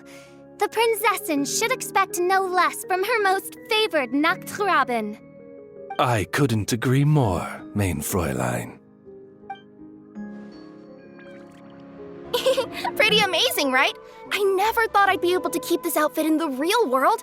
I really like the texture too. It feels so nice against my skin. Still, not the best thing to wear when I'm out on a delivery. Something about running around carrying a parcel when I'm dressed like this seems to make everyone suspicious. Especially the guards, the Millilith, and so on. They always stop me and interrogate me on the spot. Guess I'll just have to switch back to my old outfit when I'm on the job. Oh, it was fantastic! A magical world full of things I'd never seen before. Great scenery, really friendly people. Oh, and I also took a trip back to the Forest of Blessings after we parted ways. Grandpa Almond introduced me to everyone in the forest and reassured them that I wouldn't scratch anything. I made sure to fully retract my claws while I was there. I didn't want to find out how they'd react to seeing them. With this adventure under my belt, I can turn the tables on my grandma. It's my turn to tell her some stories. After peace returned to Simulanka, a lot of people started saying they wanted to pay a visit to the world beyond. But they're a little worried about whether it's safe or not. If any of them do visit to that, I'd love to be their guide. I could even use my delivery box to take them around. If anyone understands the joy of seeing new things, it's me. Sure thing. It's always a pleasure adventuring with you guys. I had so much fun. You two fancy taking a stroll around my kingdom? Sounds like someone's been playing a little too much tabletop troop. Not at all. I actually haven't seen her at all in a little while. I'm telling you, it's real. Just come with me and you'll see it for yourself. So, you were the king, huh? Somehow, that part doesn't sound so far-fetched. I actually think you'd fill those boots quite easily. Thanks for the vote of confidence. Well, if we're going to be traveling with a king, we'll need proper titles as well, right? I guess I can be the royal tailor. Okay. Then I'll be Her Majesty's personal bodyguard. I'm sure those would work, but we don't have rules like that in my kingdom. Oh yeah, and can we go buy a music box first? Why, exactly? Let's just say I've developed a new appreciation for them after my recent adventures. Just imagine it. One night, while I'm asleep, one of the small dancing figures in the music box suddenly steps off its track and starts moving on its own. Wouldn't that be amazing? Though this may be a normal occurrence in your fairy tale world, Your Majesty, I must implore you to inform me immediately should any such incidents transpire in the real world. Because, from the perspective of a Marashose hunter, or really any normal person. That music box sounds like bad news. A wonderful sight indeed. But, Madam Fairy, I believe the dog over there has been staring at us for quite a while. That's Swuff. Don't worry, he's a good dog. He doesn't bite.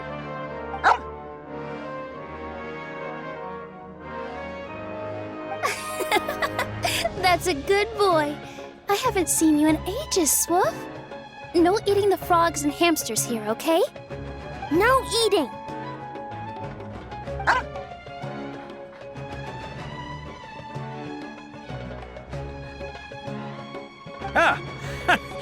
What a well-behaved doggy.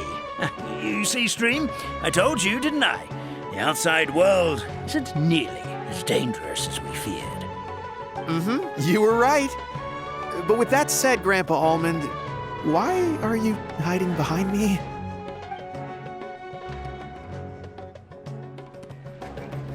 Academia say they haven't seen you in a while. Yeah. Well, maybe I needed some space after being cooped up in there for so long. Anyway, it's a school, not a prison. So what's the problem? I never said it was a problem. I was just noticing that you seem to be in quite a good mood at the moment. Who's this, hat guy?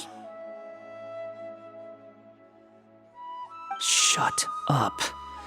Not another word. You made a new friend.